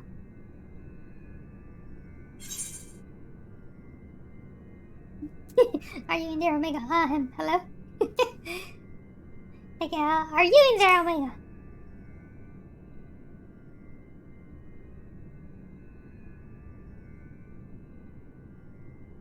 Why is he not responding? Affirmative. If by Omega you are referring to my consciousness, rather than my entire former chassis, existing inside this considerably smaller frame. Prediction. You will formulate several misconceptions. These I shall preemptively dismiss based on the following facts. Facts. 1. Vocalization module aside, this chassis remains unmodified from the design constructed by the engineers Biggs and Wedge. I evaluate its combat capabilities to be on par with a mortal infant. 2. The mechanism which allowed me to perform an emergency transfer of my consciousness was installed in my previous body. With the destruction of that body, I am rendered incapable of replicating such a feat. Should this current material form be destroyed or cease to function, all cognitive awareness or presence I possess will also be lost. Oh, thank you, Hakim. Thank you for the hydrate reading. Yes, I've been drinking during the breaks. Yeah, but I did a short break earlier. But I'll do it now.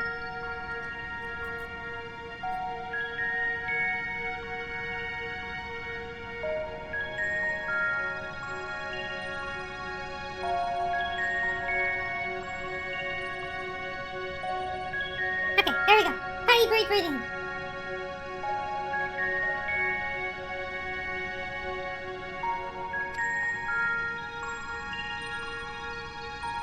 Conclusion. I present no threat to you or your star, nor do my projections indicate the necessity to inflict harm. Yay! Water is so good, especially when it's cold.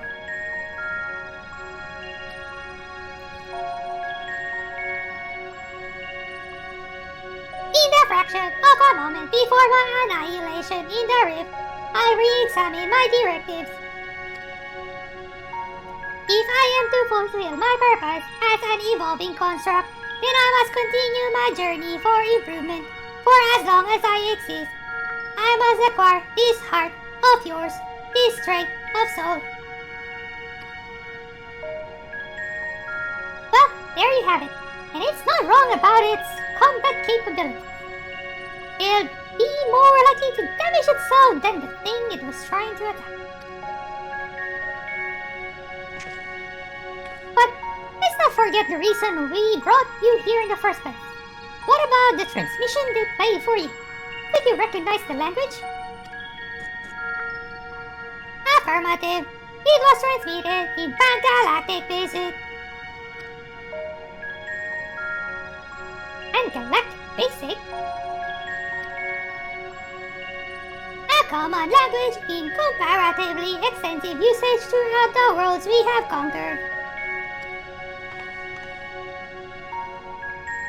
Which means you can finally tell us what the message said. That is a language you understand, yes? I understand it perfectly. I am fluent in over 6 million distinct dialectal codings. My cooperation in this matter, however, is conditional. Elaboration. Your chief seed utilizes the floor as part of his unorthodox filling system, which allowed me to scan the report on the final days. I am aware that my home star, the one you call Alphatron, was obliterated in the aftermath of Sir and Median's meeting.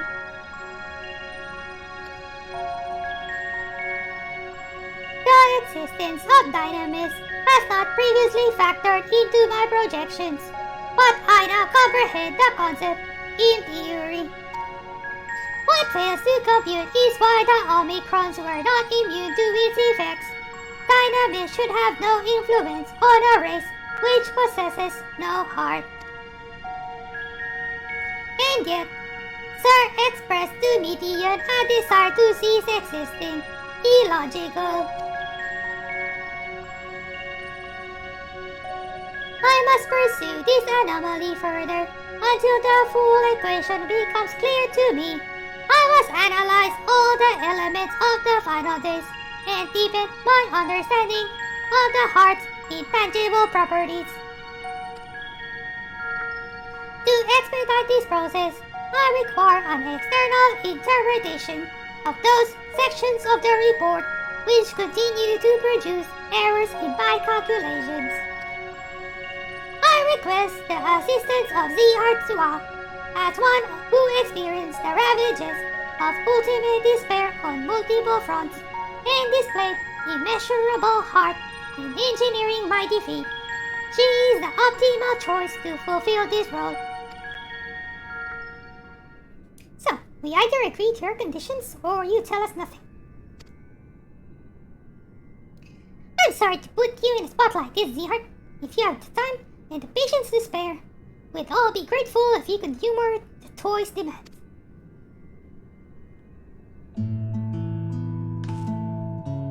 As Alpha dozed off, I suppose the subject was a bit technical. Rouse yourself, Alpha. You must listen to and consider these matters, even as I must.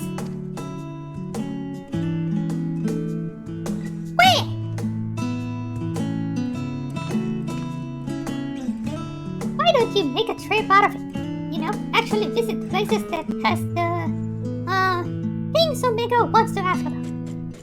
You'll make explaining stuff easier, for one, and also help keep Alpha awake and alert.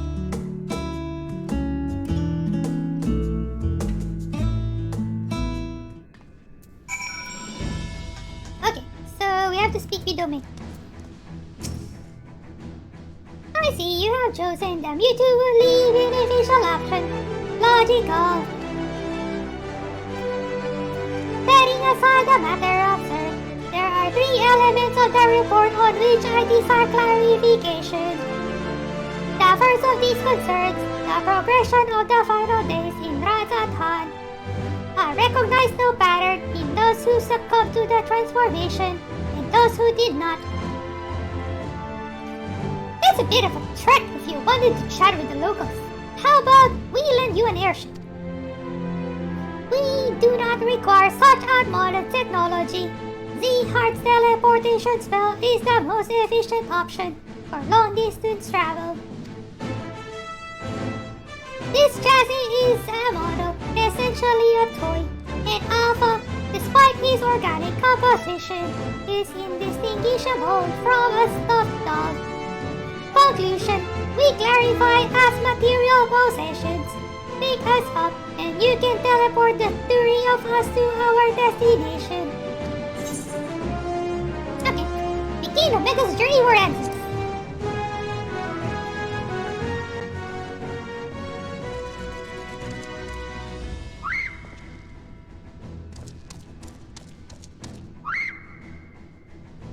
So we are teleporting to Ratsatan.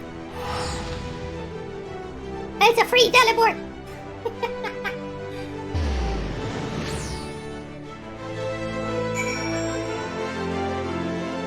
Okay, we're here.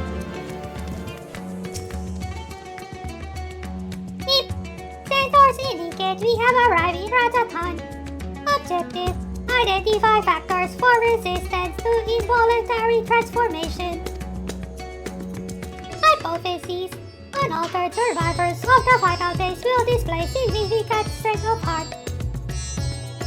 Confirming this theory will require the cooperation of life subjects. Where is the ward designated for residential habitation? Understood. Comma. Set as our sub-destination. Please take the lead and select the subjects we are to interview. Omega and Alpha are now accompanying you. So this is the usual following. So, are there any points of interest? There's one. Over there.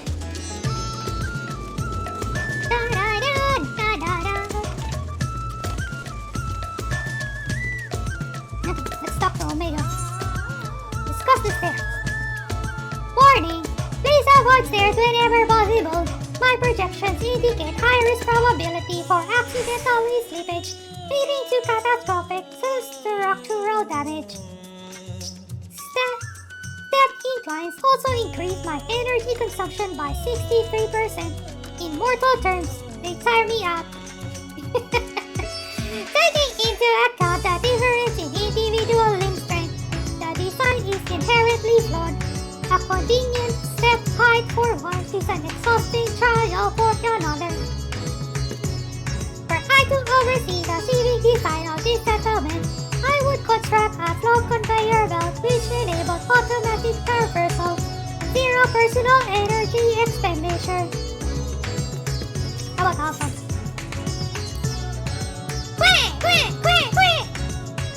That's kind of useless though.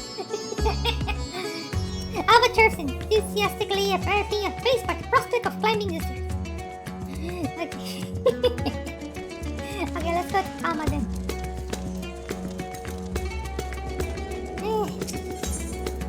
Okay, Ethernet, comma.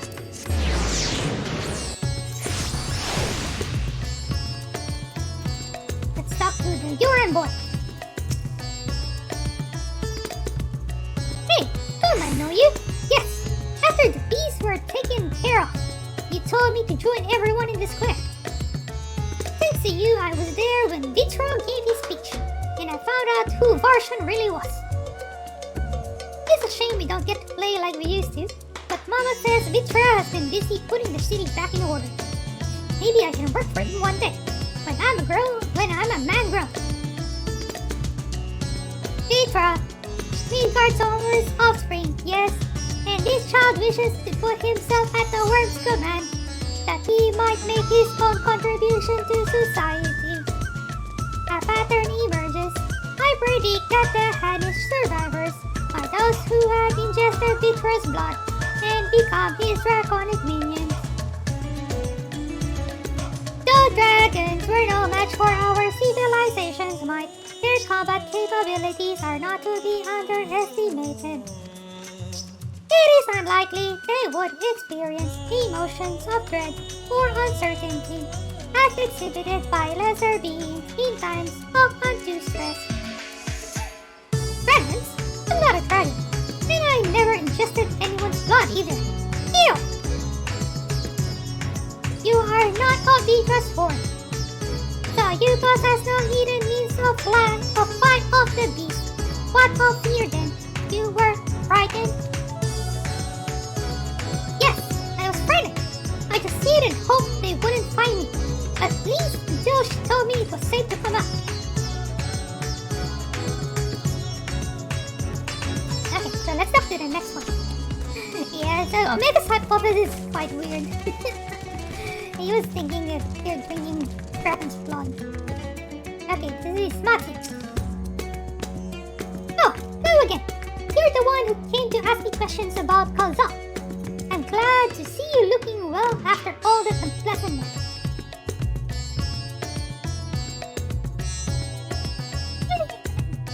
The burning skies and hearing the screams. But truth be told, I'm still confused as to what actually happened. I only know it wasn't as usual for entire families to go missing. Many of my neighbors' houses lie empty even now. Kalzal's place is one of them. He had no close relatives to speak of, and I heard that it was members of the consortium who came to remove his belongings. What a terrible thing to have to do. Very bold. Kalzal's passing was recorded in the report. Clearing out his domicile and readying it for new habitation seems an appropriate reallocation of resources. Dear me, what a clever little contraction. But of course, I'm not against making use of his quarters. That would be wasteful. It's simply that Kalzal was always such a vigorous person. All the passion of his dreams suddenly gone. I feel the same sorrow for everyone who was lost. Seeing the remnants of those vibrant lives packed away in boxes. That is what I meant by terrible.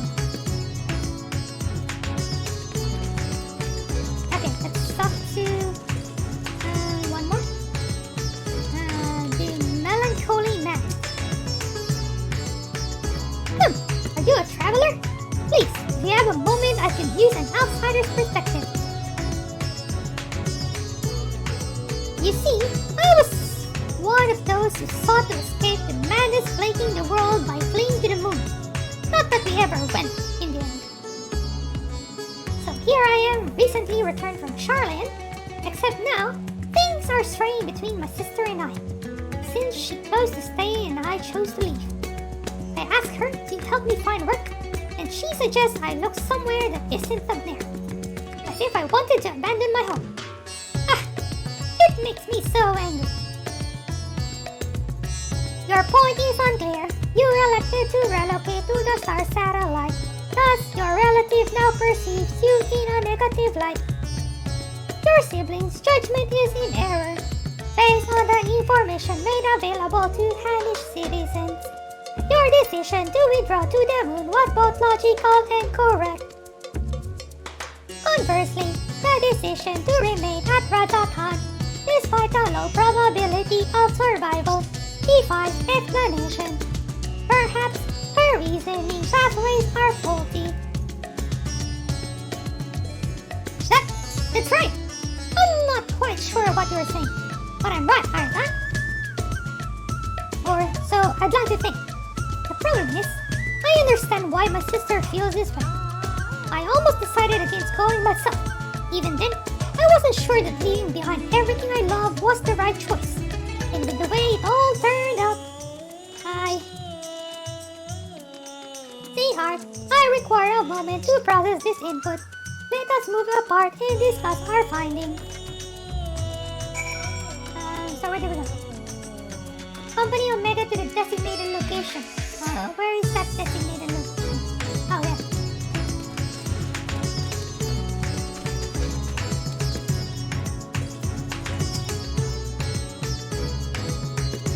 Oh, not you. Other rabbit. Processing data. Evaluating hypothesis against accumulated evidence. I offered an optimal analysis of each subject's testimony, yet each time their responses conflicted with my assessment. Without identifying the root cause of this conflict, I will be unable to properly define what constitutes strength of heart.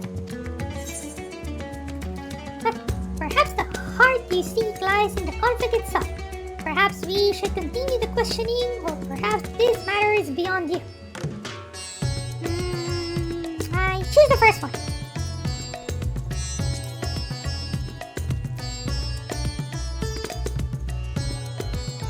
An interesting observation.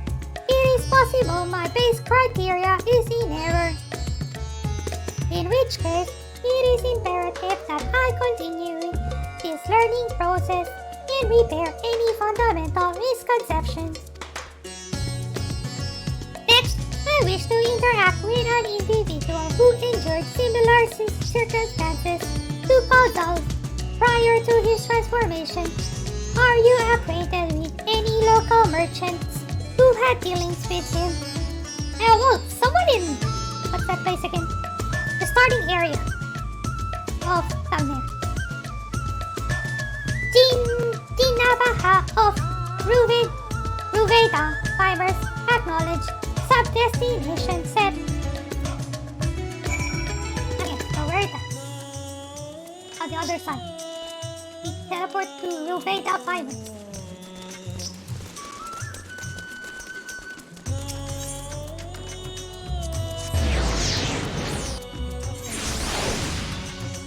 There is a NPC point.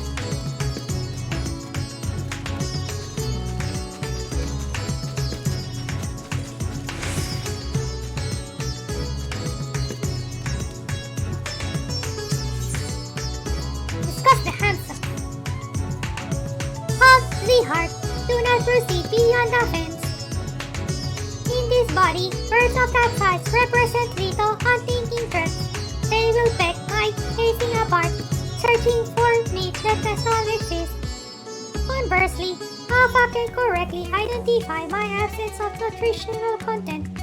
If only he would apply that intelligence towards maintaining a regular feeding schedule, poor habits adversely affect his mobility. The hamster will try to eat Omega. Quick! Alpha looks back and forth between Omega and the hamster, showing visible concern. Okay.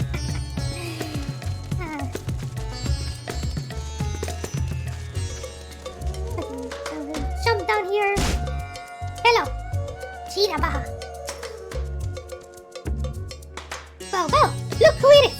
I must thank you again for your help in moving our textiles. Yes, you made me carry lots of big boxes. Boxes even bigger than me. Like you could fit like a minimum of 4 lalabos inside. Recovering from those tragic events has been difficult, of course. But with everyone pulling together, we managed to get things back up and running. Dinabaha, I come with questions related to that tragedy.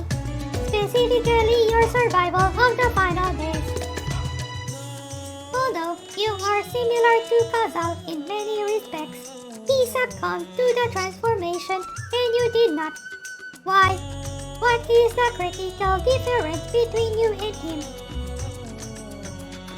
What? I'm not sure I don't know. I'm sure I don't know. I'm not especially brave or courageous, if that's what you're asking. Perhaps being focused on protecting our workshops kept me from spinning into a panic. Still, I imagine Gonzalo will have been feeling the same sense of responsibility. Perhaps the weight of it all is what invited his demise. You were of the same mind, resolved to the same purpose. Yet your strength of heart, of spirit, was not equal. If merely emulating the individual is insufficient, then some other unseen factor must be involved.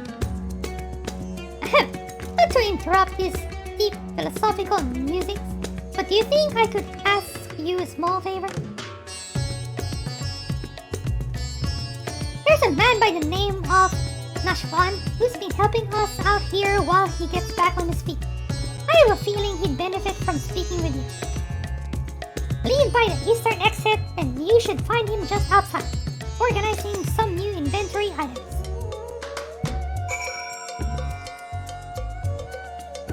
Okay, so there's one NPC discussion point here.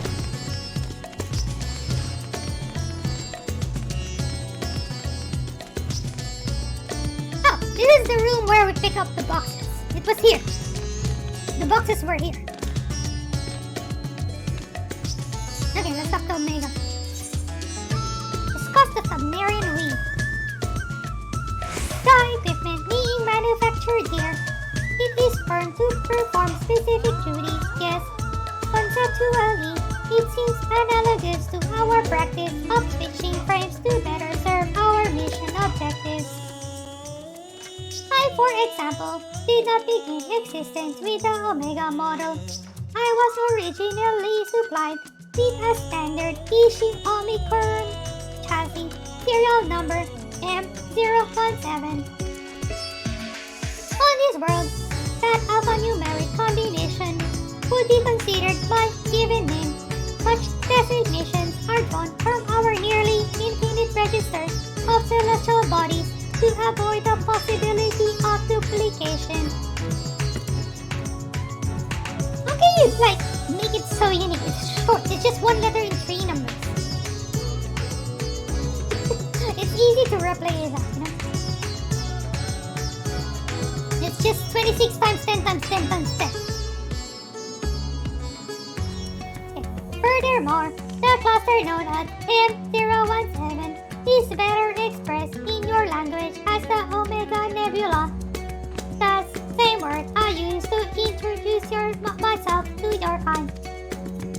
Though you associate Omega with the advanced weapon construct, it is also my name. And I see no reason to change it no matter which frame I inhabit.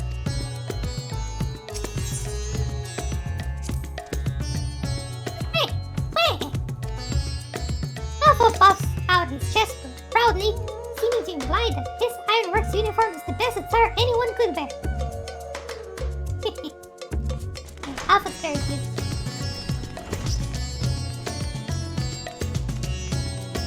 Oh, where is it? Is it down here? Oh, there we go. Oh, the first quest ends here.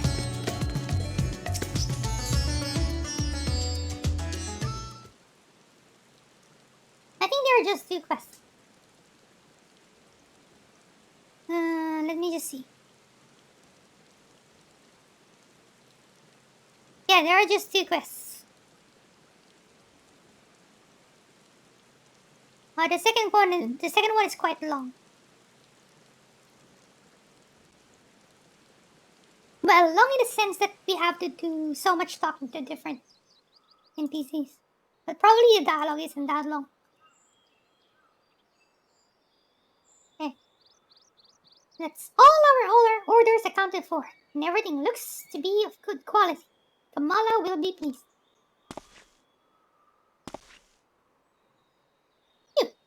You were with the science. You were there.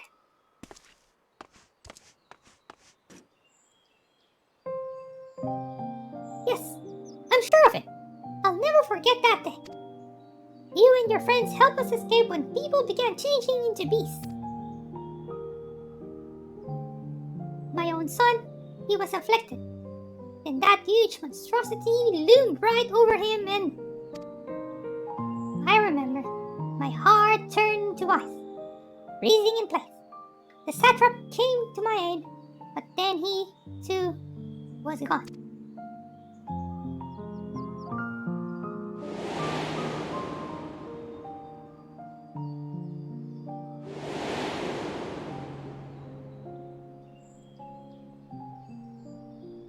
Memories run together in my mind, like flashes from a nightmare. Only the words of your comrade still ring clear. I repeated them over and over like a mantra as I fled for my life. But this is gone. You must run, for your sake and your own.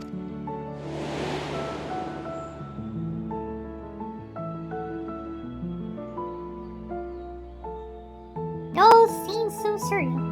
Which was probably what saved me from the transformation. The truth of it didn't begin to sink in until the worst of it was over. I am not the worst words to describe how I felt then. The sorrow, the overwhelming sense of helplessness. I may still be wallowing in misery if not for my old friend, Gina Baha. I lost my will to work, and he encouraged me with kind words and odd jobs. Now somehow, I live again. I am thankful to him, to the courageous Ahawan, and to you.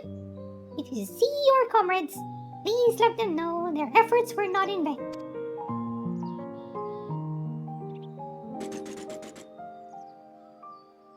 You said you lost your will to work.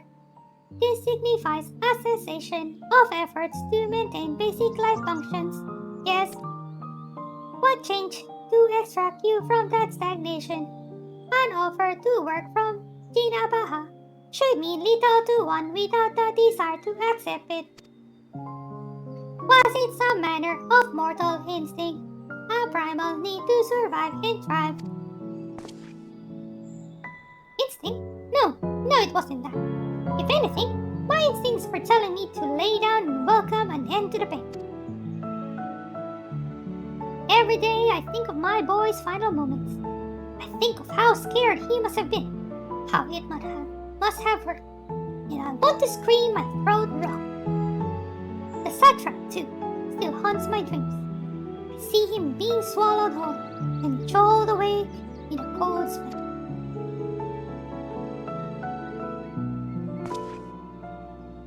Something changed when Gina Baha came to me. I looked up and saw that even without my son, or Ahewan, the world around me continued to turn. And because that fact grieved me so, I knew it fell to me to live on and remember them.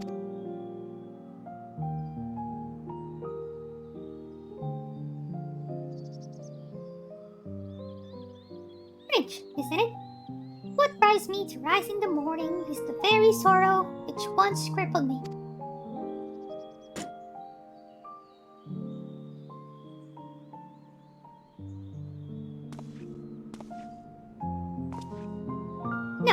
I really must return to my work. To lose this job after everything I just said would be a poor jest indeed. May the sisters keep you well.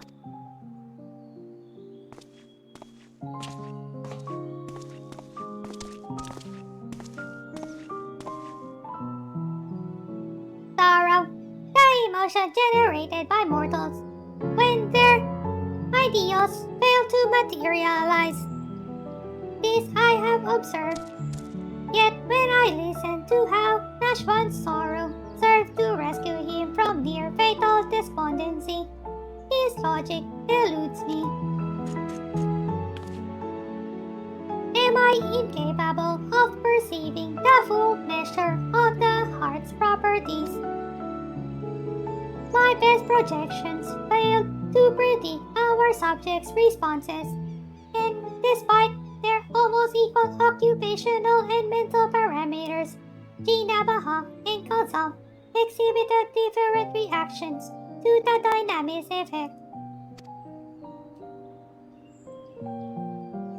I am no closer to recognizing the pattern for involuntary transformations, and your ephemeral mortal spirits confound me as much, if not more than they did before. Okay, so we have dialogue choices. Have you considered that there is no pattern to the people afflicted? The hearts of others were ever shrouded in mystery. Perhaps it's time we move on to the next element you wanted clarified. I'll choose the first one. There's no pattern.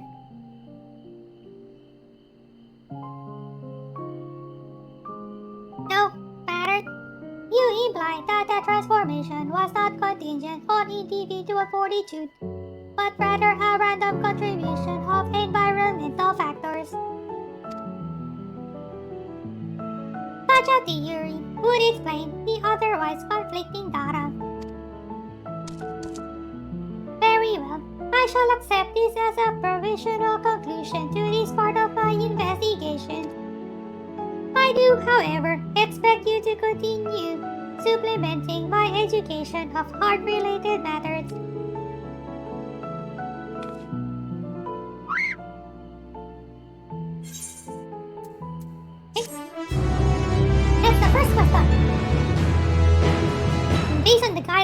think there's one more.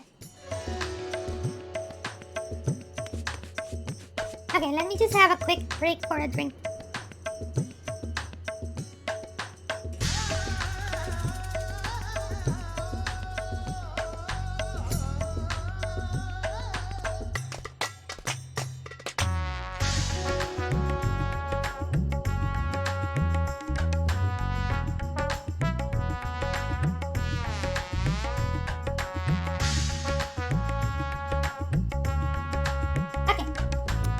My drink. Okay, let's talk to Omega. This is... How do you read it?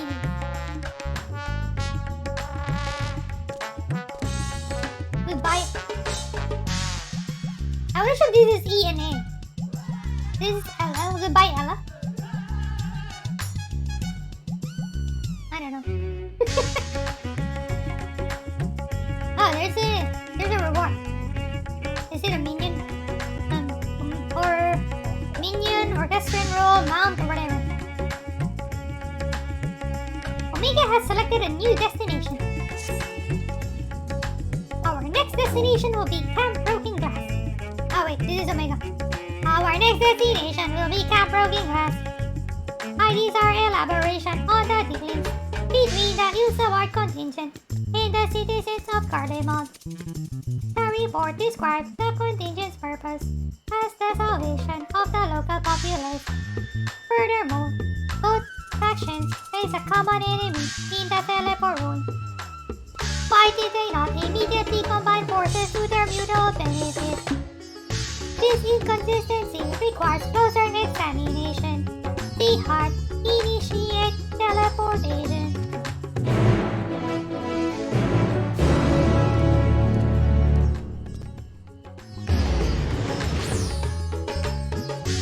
Teleport again.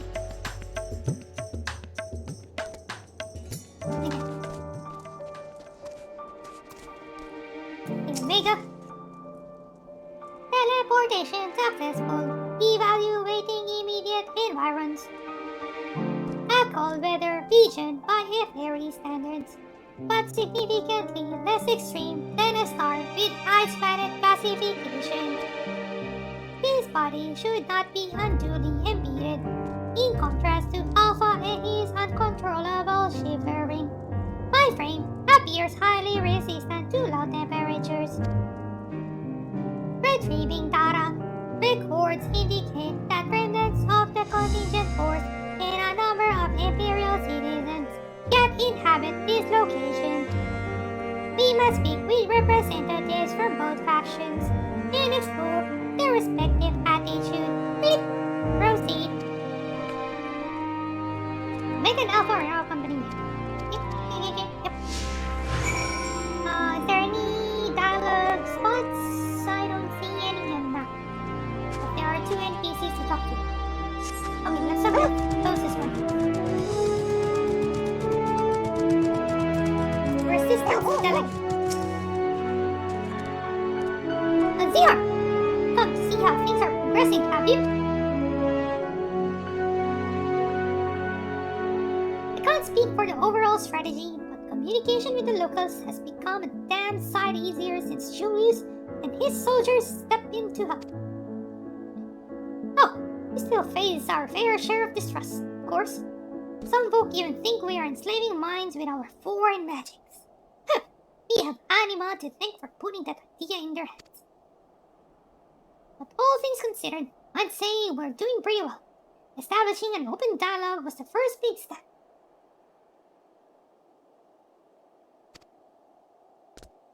Hooray! You consider this level of progress acceptable. The reality of your efforts falls far short of the ideal. If your aim is to provide efficient succor to the local populace, then absorbing their numbers into your command structure would be the optimal path. Hey, so what made you stream at this time? Well, I couldn't figure out what to do today. I was just thinking of just playing some random game or like continue with house chores or something. But, remembered I haven't streamed with Mike on this week yet, so I figured, yeah, might as well do the Hildebrand quest and this quest line. Because Hildebrand quest line will be continued come Tuesday, so might as well finish the ones that are available at the moment. So I'll pick up with the new quest ones come to Tuesday.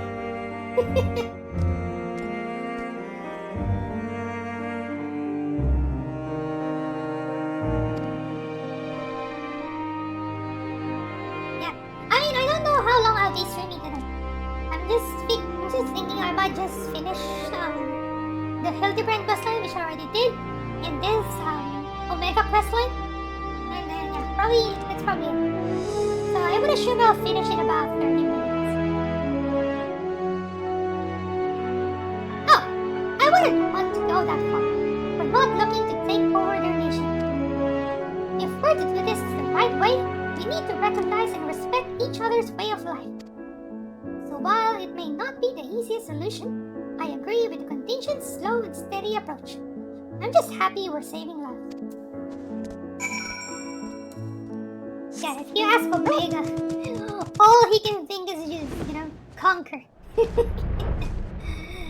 Like what they did with other civilizations.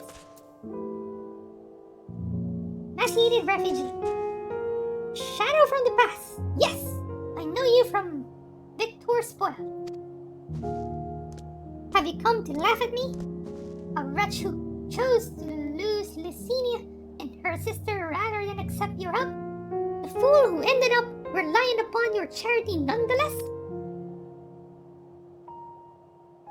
Well, perhaps I deserve your derision. My compatriots surely scorn my failed conviction.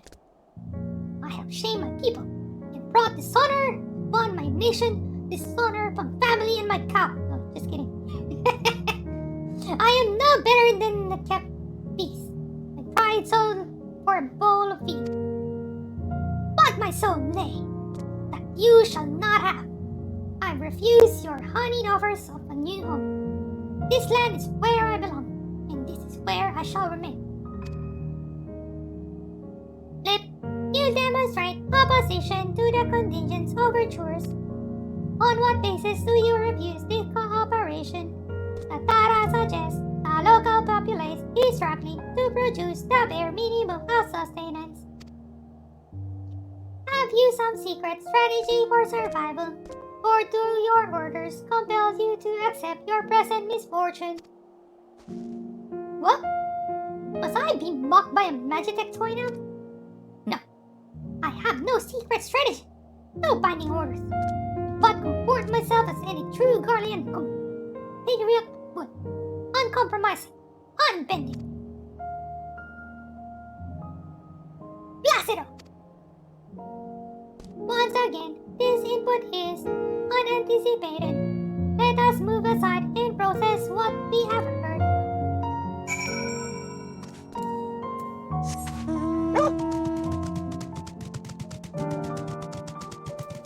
Yeah, the story of this area, Garlemald, is quite sad. Like, what happened in this area is part of the Endwalker story. I'm not going into the details because that's definitely a huge spoiler. But all I can say, that scene with the soup, that is quite, very heartbreaking. I'm sure people who did the Endwalker main story would know what I'm talking about. The soup scene.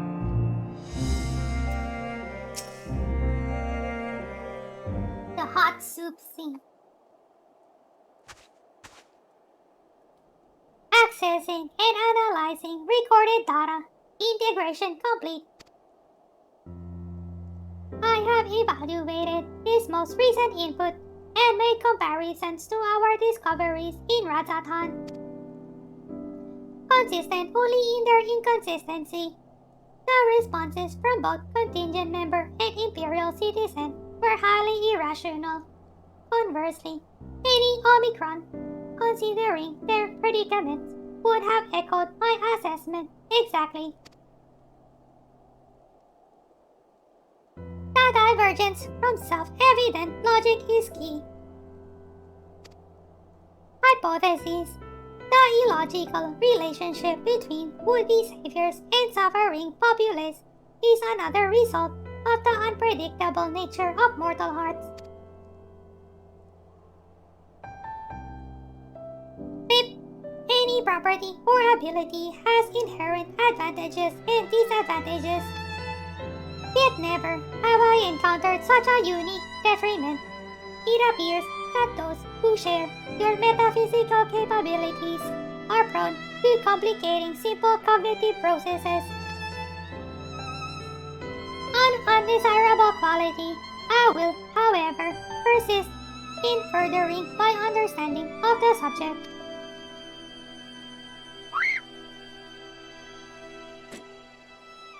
Query. Prior to formulating our next step, I wish to know who is this Licinia, the Imperial mentioned. It's the girl who tried to fight off. The one we saved in the building to the east. I forgot the exact name of the area. And then she died. Yeah, so they tried to escape. I think with her sister, if I remember correctly, they tried to escape the, trying to get accommodated by the resistance. And then they ran off to the southeast and then they froze to death. Acknowledge. To summarize, insufficient data on foreign culture resulted in advisable and ultimately fatal actions. I witnessed such self-destructive behavior during the course of our planetary conquest. Overwhelmed enemy forces would voluntarily withdraw into perilous regions, leading to a succession of inevitable losses. Tangential data request. I wish to learn about burial customs. The practice has ever seemed nonsensical, but new data suggests it arises from the same source as your cognitive complications. Take me to this Licinia's burial site. It may aid me in understand. Bloop, bloop. He ran out of battery. Energy delivery systems compromised. Core temperature critically low. Warning. Immediate heating required. Request. Apply friction to outer frame. He just wants to get a body rub. What kind what kind of kinky robot is this?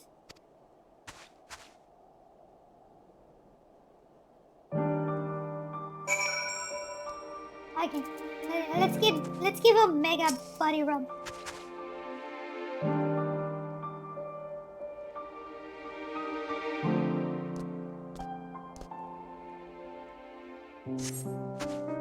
Bloop, bleep. Temperature nominal. Energy levels stabilizing. The creators of this model must have experienced impaired cognitive reasoning during the design process. Upon our return, I will request additional climate shielding, as well as an accurate temperature sensor array. This will not affect my combat capabilities, but should improve my basic survival rate. Reconfirming sub-destination. In which direction will we find Victor Spoils? Oh yeah, that's the name of the place, Victor Spoils.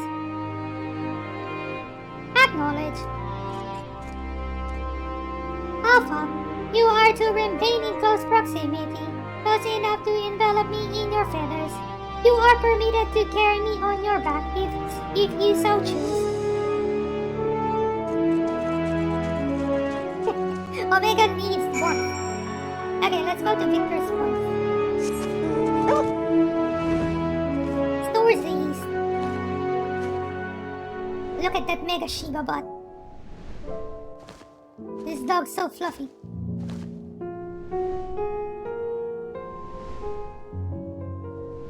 I should have teleported to Tertium and then just flew from there. It's closer.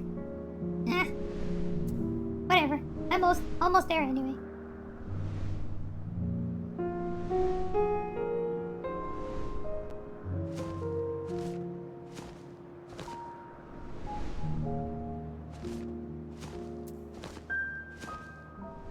Yeah, it's this place. So where is the tombstone? Oh, it's there.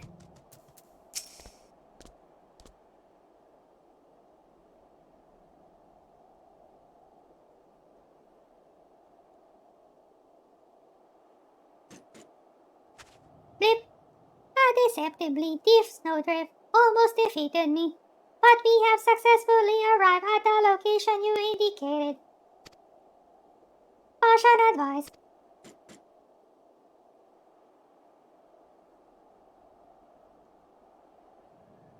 An unknown individual appears to be investigating the object of my interest.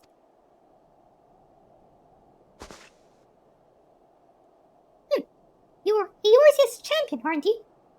Zehart's what?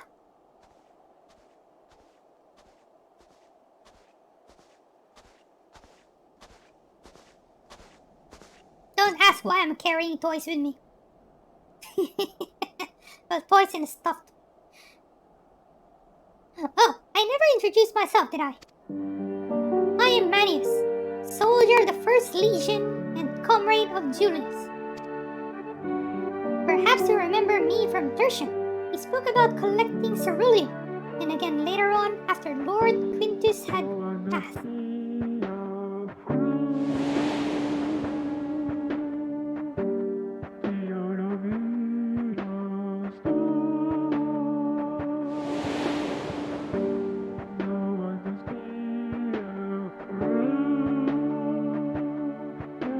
Manius, explanation requested. What is the reason for your presence here? Honestly, I don't remember this. Maybe because back then it doesn't have a name. But I couldn't recall the face. That must be the tiniest magic weapon. It's just an oddly shaped communicator, isn't it? In any case, I have nothing worthy to report. I heard that the sisters who used to live in my sector were buried here, so I thought I'd come and pay my respects. Alfino and Alizé told me the story, complete with profuse apologies, though they were adamant that no amount of remorse could erase the tragedy of what came to pass. Not that my fellow soldiers and I are in any place to judge. We were manipulated, fooled into starting an insurrection which led to countless deaths among our own countrymen.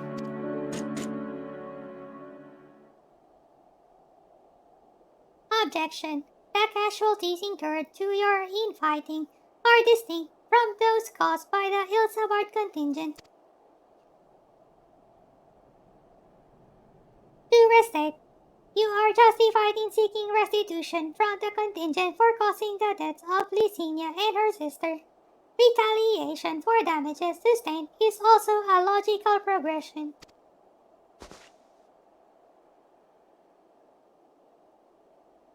I can deduce 2 reasons why you do not initiate hostilities with Zehart and her allies. 1. You judge your remaining forces too weakened to contend effectively with the contingent. 2. Your emotions are complicating the issue.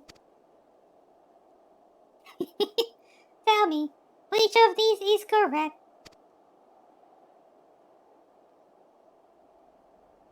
Well, when you lay it out like that...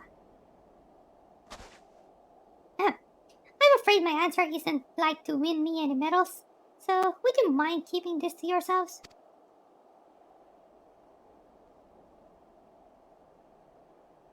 There's the unspoken thought that we're an outmatch on the battlefield, certainly.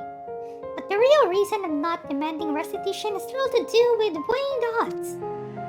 The simple truth is, I'm so caught up with simple survival that I have no strength to spare for past grievances. The same goes for avenging my comrades we lost, be that my brothers in arms or Lord Quintus himself.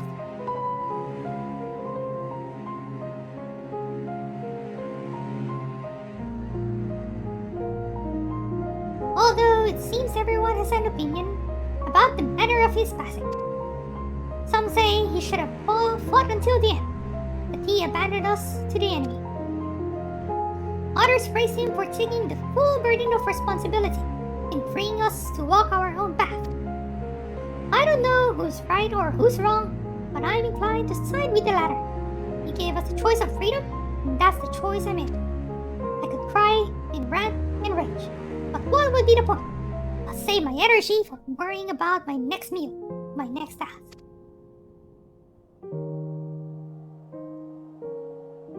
I need to focus on the ones left behind, on making some kind of life for my comrades and me. And if I need to lean on the contingent to do that, then that's what I'll do. Even if their aid comes at a price, I'm willing to pay it. Even amongst your own, there are times when cooperation demands compromise. What matter that they are outsiders? Besides, I think I could grow to like Alfino and Alice. They've reached out to us with kindness and compassion from the very beginning. Damnation, your desire to survive, even should it mean allying with the contingent, was a feeling you already harbored. That your side had committed worse atrocities was the logic you invented later to justify your reasoning. Blunt but accurate, I suppose. The heart is honest about what it wants, even if the mind takes a while to reconcile with the decision.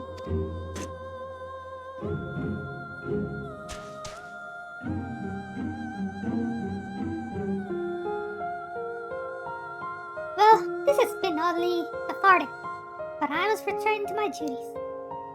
There are wild beasts to call, watchfires to light, supplies to transport.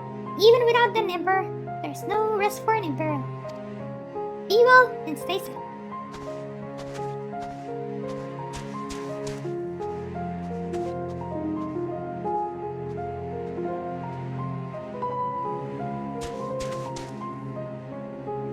Flip.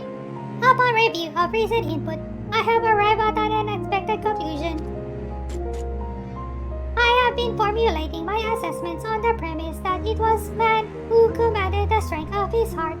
But the data suggests the opposite is true. The surge of spirit, of feelings, of emotions can entangle your thoughts to such a degree that even control over your own behavior is compromised. It seems a most counterproductive specification.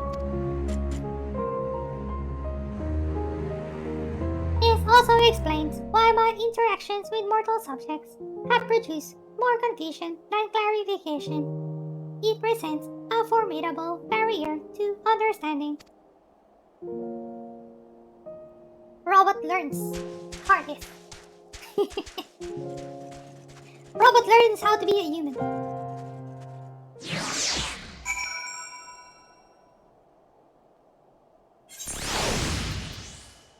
Okay. Let's see. Where are we now? We're halfway to this quest. Flip, my earlier hypothesis has been borne out. The suboptimal operation being conducted here is the result of emotionally compromised reasoning. I am ready to progress to my third and final query. I would learn more about those referred to as ancients. It is clear that this group was a crucial factor of the final dates, but the information contained in the report was insufficient to form an overview. The Loporids are creations of the ancients and are said to maintain repositories of their knowledge. By my calculations, the base of these moon dwellers will provide the best source of additional data. Teleport us to their burrow, the art, preferably before my battery freezes over. But wouldn't Mare Lamentorum be colder than Garmin? Because we're in the moon. But maybe inside the burrow it's not that So we're here.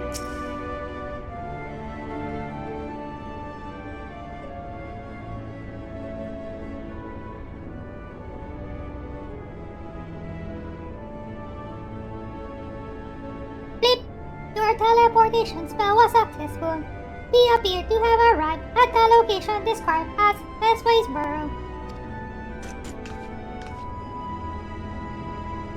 An inspection of the technology in use here would give me detailed insight into the ancients and their civilization. This body, however, lacks my previous frame's advanced observational functionality. I will require external assistance.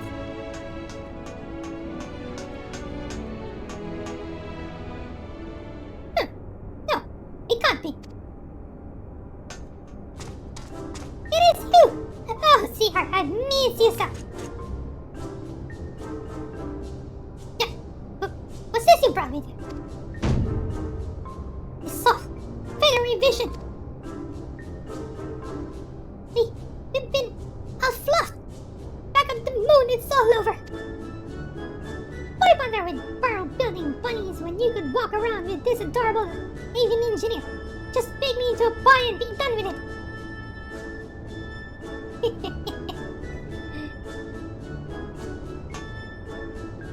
Inspect our inventions? Wait, so you're not done with us? I wasn't truly worried at first. And I certainly wasn't about to roll myself in dough and dive into cooking Ray's new oven. If a technical breakdown is what you need, then I am your looker. As the resident atmospheric regulation expert, I can feel any question of where you might care to boast. Flip, acceptable. I will employ this being to guide me around the facilities. Your presence is not mandatory. Even locked within my current chassis, I am still an autonomous construct that has endured hundreds of your life cycles. I am capable of completing this simple objective alone.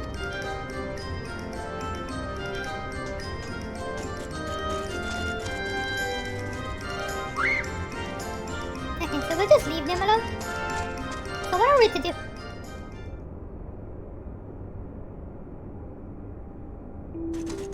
We just wait here.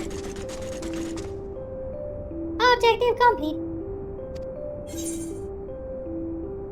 Was the tour helpful, or what happened to Growing Way? What happened to Growing Way?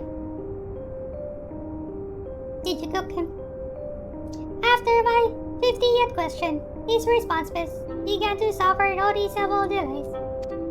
By that stage, he had viewed a representative cross-section of laboratory engineering. Thus, I deemed it unnecessary to retain his company.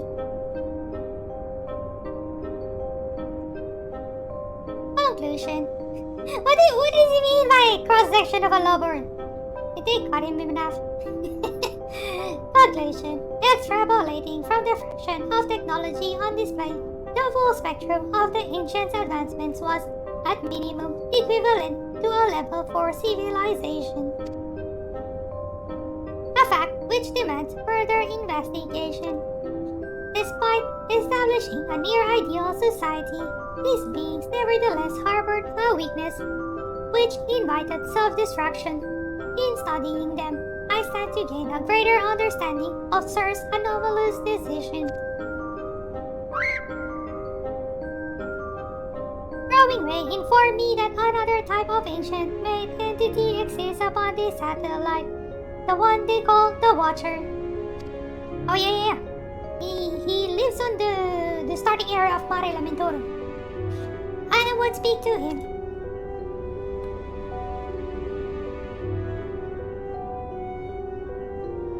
I guess we are teleporting there. To conserve your ether, we will ride these Argos to our destination as you have suggested. Oh, we're gonna ride Argos. Also, why do I need to conserve my ether? You mean I need to conserve my heal because I won't be teleporting? Oh.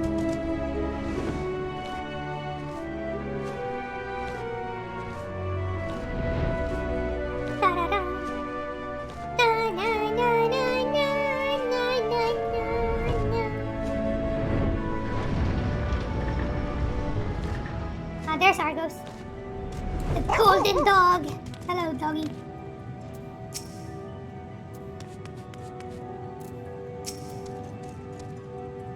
Bloop. Impedance detected. The creature identified as Argos refuses to acknowledge our presence. Hypotheses. Upon our arrival, Growing Bay expressed concern that he had been outfluffed. He suggests the existence of a fluff-based hierarchy. Yeah, which society is the fluffiest of them all? My station in such a system would be predictably low, but Argos is adamant in ignoring even Alpha. Its fluffiness level is impossible to gauge. Argos turns to you in an impassive gaze. Seems you will need to intervene.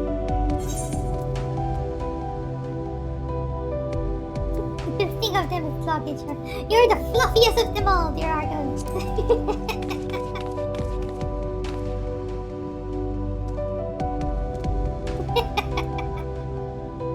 Argos give an exasperated snort before motioning to its back. It seems you have permission to climb aboard. Fluff-based society. You have secured the creature's permission. Curious, I suppose your body does exhibit a special kind of fluffiness. I have allowed myself to become distracted. Let us continue on to the Watcher at once. Fluff hierarchy. They didn't show that we're flying with Argos. They just teleported us. That's disappointing.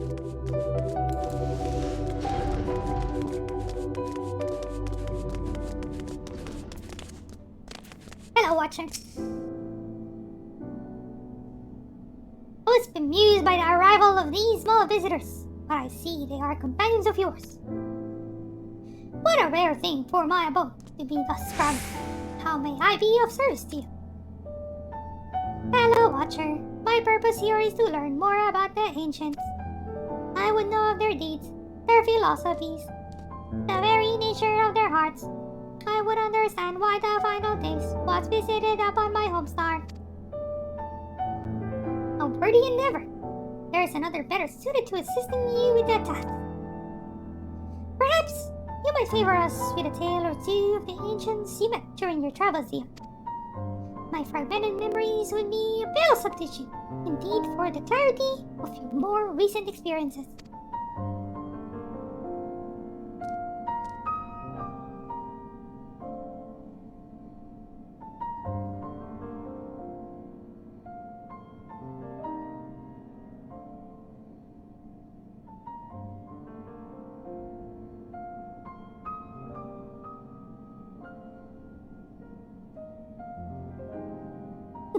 My character is very emotional. Talking about the ancients. You know, Emmett's the Ladybus. And even the ones from Elpis.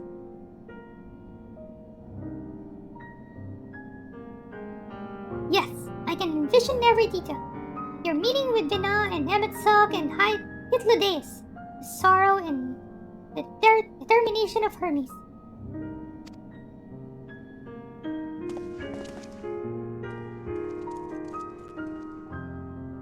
I am a creation of Hydaelyn, and as such, I believe the age of the ancients would fade and be forgotten.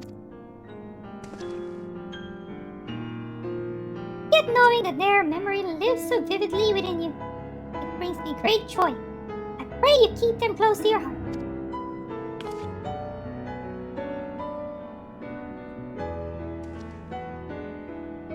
At the time of your journey to the past, the one whose essence I embody would have been a scholar at Danidar. A shame. Had you reason to go there, perhaps you might have met.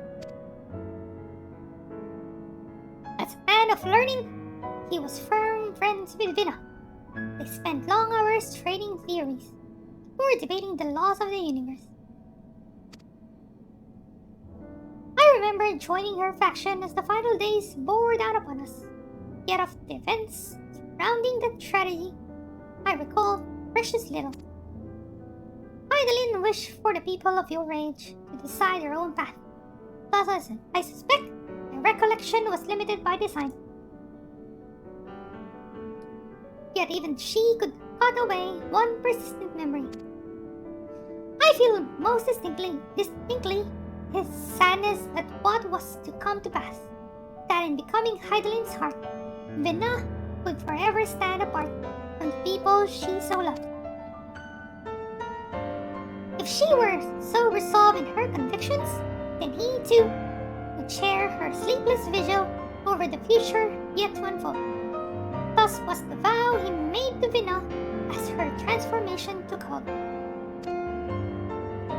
His fervent wish must have reached her in some fashion. Though his life was drained away by the summoning, he was reborn, new form, and new purpose when I awoke as the Watcher of the Moon. Yes, and you heard, Zihart. You felt, you thought, and in seizing the future for yourselves, have you brought full circle the saga which Vina begun. What you accomplished was no divine miracle. It was but the beacon of hope, passed down from one generation to the next. A succession of wishes and prayers, reshaping the star into the world we knew you deserved. You have our deepest gratitude. I thank you not only as myself, but as the man I once was, and on behalf of those who devoted themselves to Vina's vision.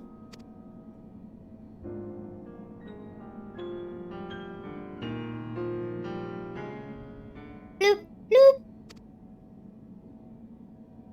I understand the facts of your story, Zihart, but not how you have chosen to process them. On what grounds do you speak of Vina with such fondness? By sundering the world, she ultimately guided your kind to victory, yet in doing so, caused irreparable damage to its individual members. The full scale of that act is beyond calculation. It is evident, however, that it resulted in a protracted period of suboptimal existence for Emetsok and his brethren. Finally, if the survival of your kind is the deciding factor in your evaluation, then should you not also admire Hermes and his decision to subject man to a trial, forcing you to change or perish, as was the fate of countless civilizations before you? From my perspective, his determination was similar to that of the Omicron's ancestors, those who first began trading flesh for machine, so that our people might stand against the onslaught of aggression from other races. It was an unprecedented attempt, accompanied by much failure and sacrifice. Their early experiments were crude, primitive. Had they not made those first advances, however, we would have remained vulnerable to our environment. The violence would have utterly consumed us.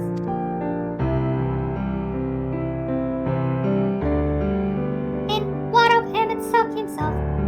Judging by your retelling, he was a benevolent ally saddled with tragic fate. Yet, I remember the years when my instruments fed me data from events across the entire star.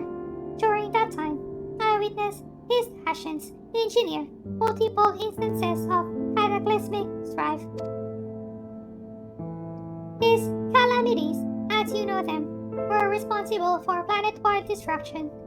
A man whose endgame relied upon the extinction of all modern mortals must, by definition, be your worst enemy. Why, that's true though. That's fair. I require an answer. As a being of heart and soul, how do you classify each of these pivotal figures? Well, Omega makes a good point. I'm curious what our answer would be. From your perspective, which of them was most most justified in their actions. Do I get to choose?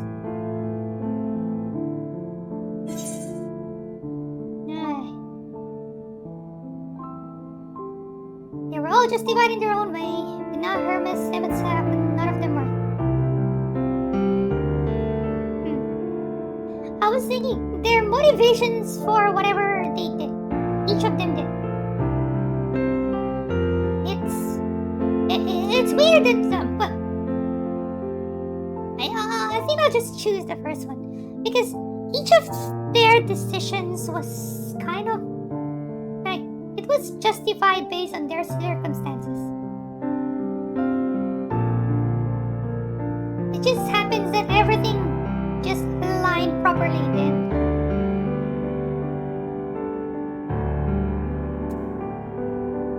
So I'll choose the first one. They were all justified in their own way.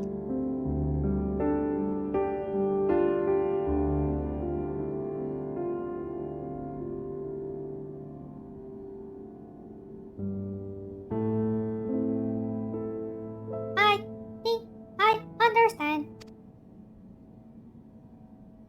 You seek a definitive answer, yet based on our experiences, Zeehart and I might develop very different opinions.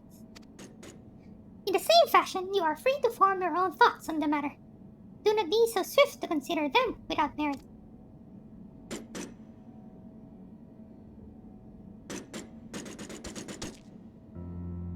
I do not have my own thoughts on the matter. I assess each situation with the same logic pathways available to every Omicron. Even if 1,000 Omicrons were asked to analyze the same event, they would all return the same result, regardless of individual experience. There is no strength to be found in fractured reasoning. Nonetheless, I find your input valuable. Recording data alongside interview results.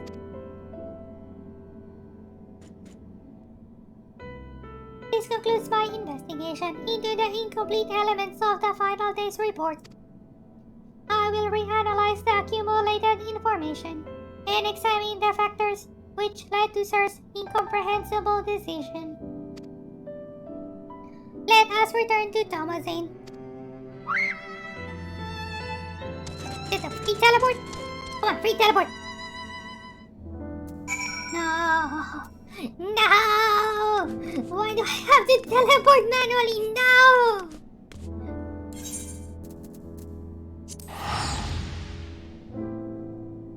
$1,600 Hi.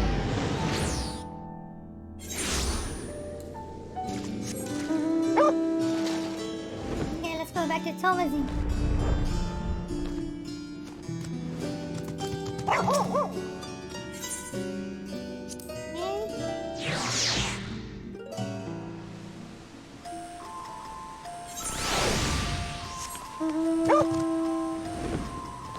Yeah, I just realized I didn't pay for the teleport because I still have Hickory tickets.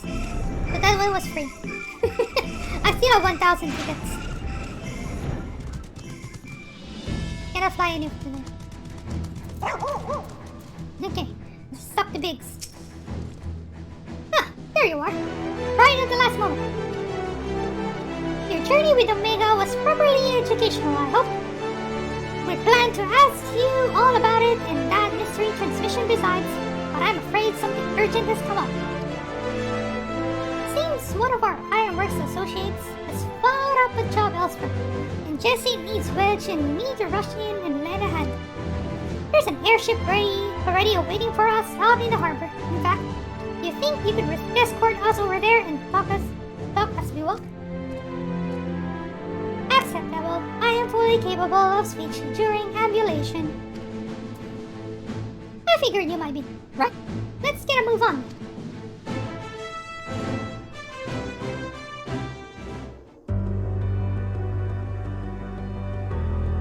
Whispers!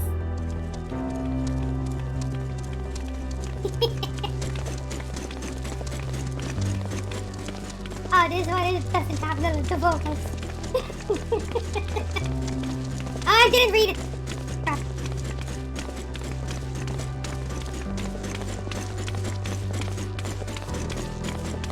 mistakenly classified your intangible heart as an ability of some kind.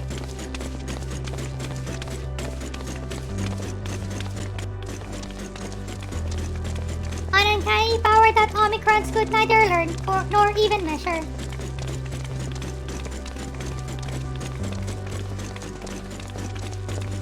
Even now, its full nature yet eludes my comprehension.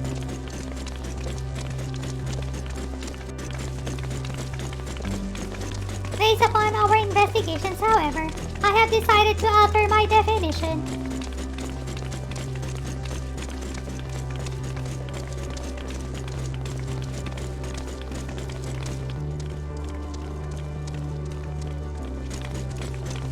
A phenomenon which influences one's interpretation of reality.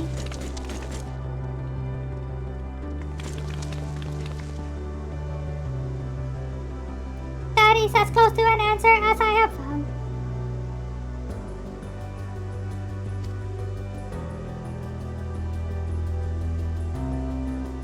Accordingly, Sir's actions upon meeting Median strongly indicate the presence of a heart.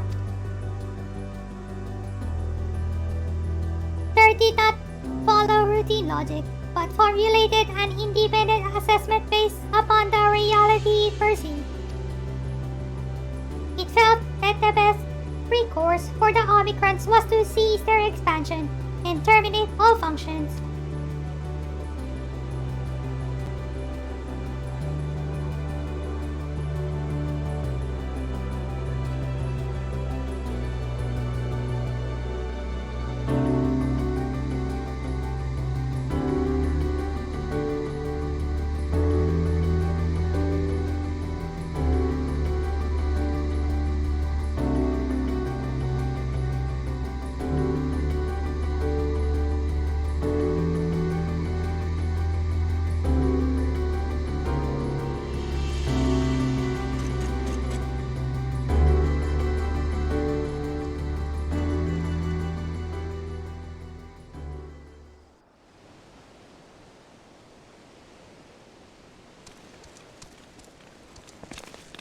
Well, here's our ship.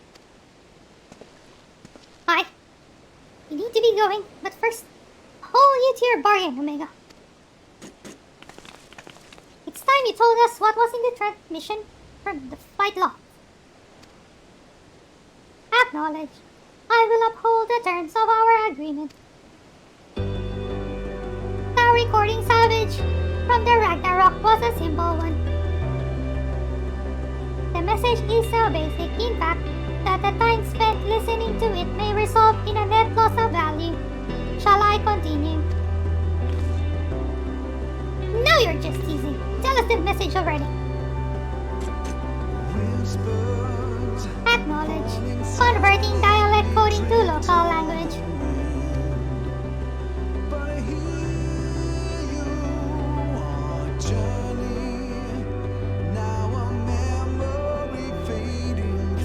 To whomever receives this message out there in the vast reaches of the cosmos. To someone, I hope, who looks up at the stars with the same wistful gaze as mine.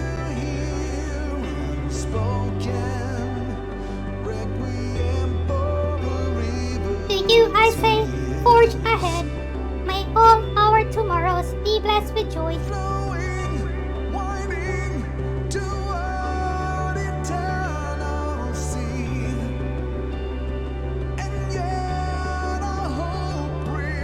This questline is cute.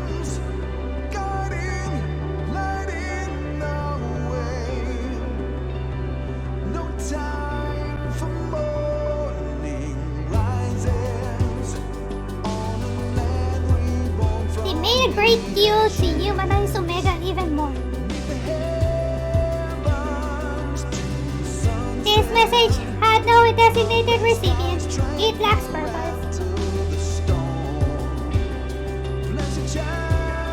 The concept of joy is overly abstract.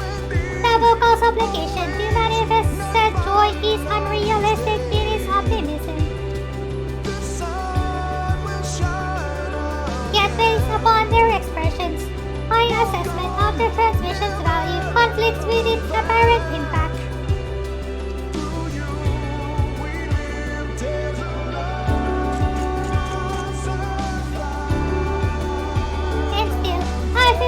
understand you, sir.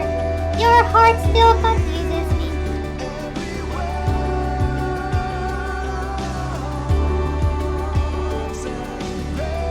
Was termination of everything the correct course? How did you arrive at this conclusion?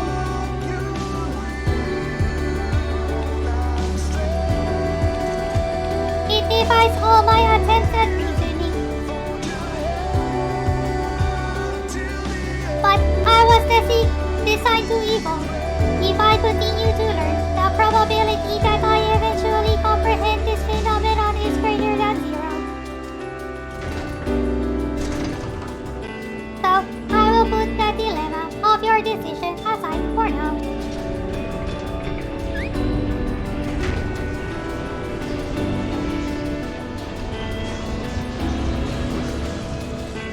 And continue my existence upon this distant star, as I fall among these many life forms. So, will I continue to piece together the complete shape of their mortal hearts?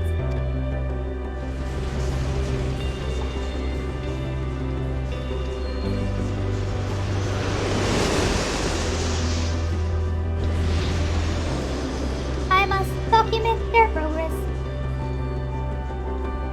Whispers falling silently drift on. Ah, the quest line's about to end. Your contribution to my education is appreciated, CR.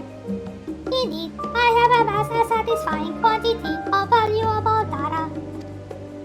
Now that our negotiated business is complete, however, Alpha and I will return to traveling the world.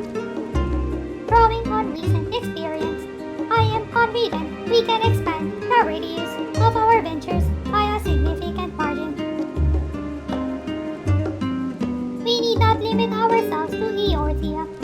I am now familiar with Sharayan and Ratahan, and would also like to revisit the freezing climes of Garland. I neglected to instruct Pigs and Witch to upgrade my climate shielding. I will reroute my request to Deputy President Jesse. Engaging, ambulation, and parting salutations. Farewell, CR.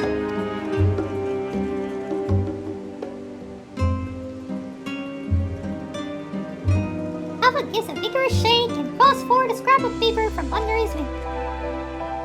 Quick! It seems he wants you to have it. Perhaps this is his way of thanking you. Oh, it's an orchestrion roll!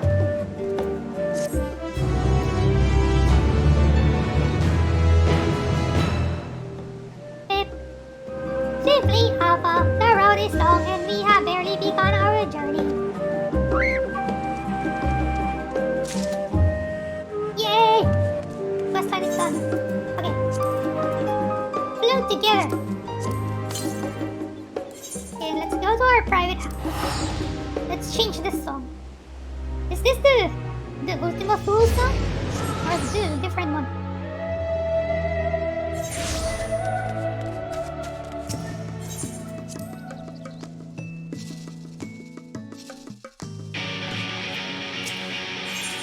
No, not that one.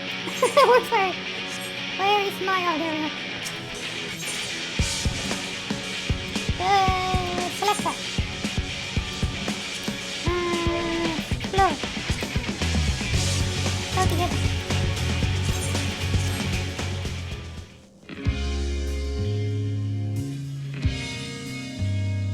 Oh, this is the credit song.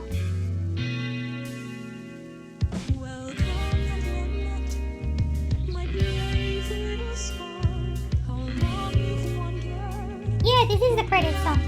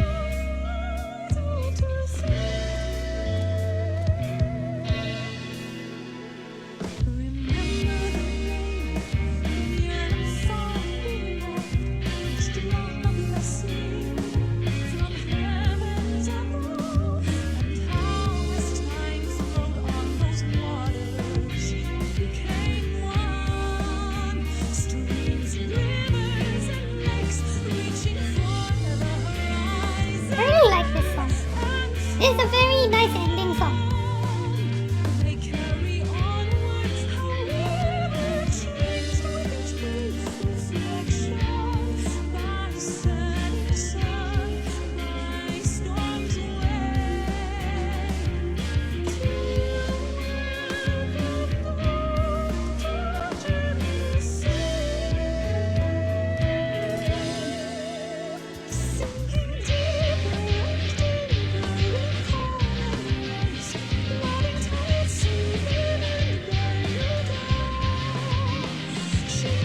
I'm just thinking, what else should I complete before patch 6.95?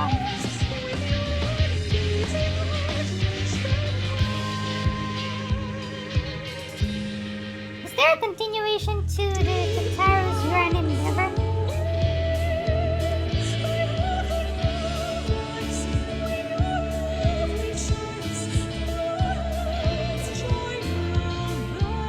Oh, there is! There is one!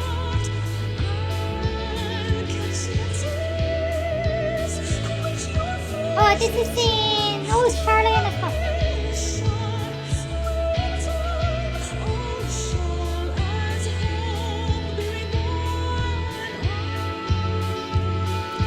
Let's continue with that one.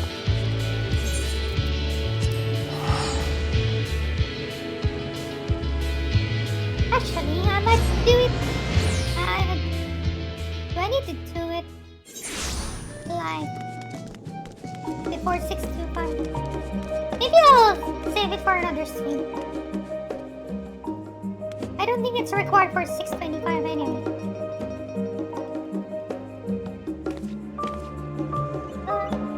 I would assume this might be related to like future crafters and gatherer quests. But yeah, similar to the firmament. It is quite long, although it's just one quest anyway. But it might be quite long. Okay, I'll probably do it next time. I mean, I've been streaming for 3.5 hours already, and since I'm not used to like talking this long on stream again, I don't want to overdo it. Anyway, I'll see you again next time. Probably I'll be streaming either Tuesday, maybe tomorrow night. I'll have a think about it. Like I mentioned before, I don't have a proper schedule yet. I'm just trying to stream as much as I can. And so,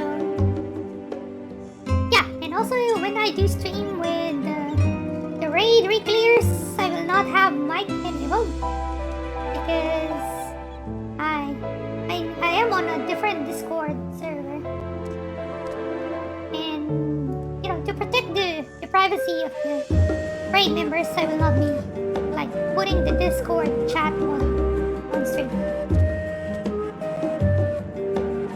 Alright, so yeah, that's it for today. I mean, that's a good 3.5 hours. I mean, thank everyone. Thank you for Flavia for the follow. Thank you B-Max for the raid and also for the follow. Saria for the follow. And Akyun for the hydrate redeem. Kazot. And also John for dropping by. Really, really appreciate it. Hope to see you again next time. Wait. Why am I waving to the ether? No, not that. Okay, this one. Bye!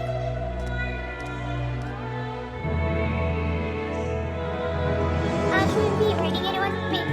We currently have 2 viewers on board. I think that's too small for a raid. So yeah, I'll probably just end the stream. Alright, see you again next time. Bye! Let's roll the credits!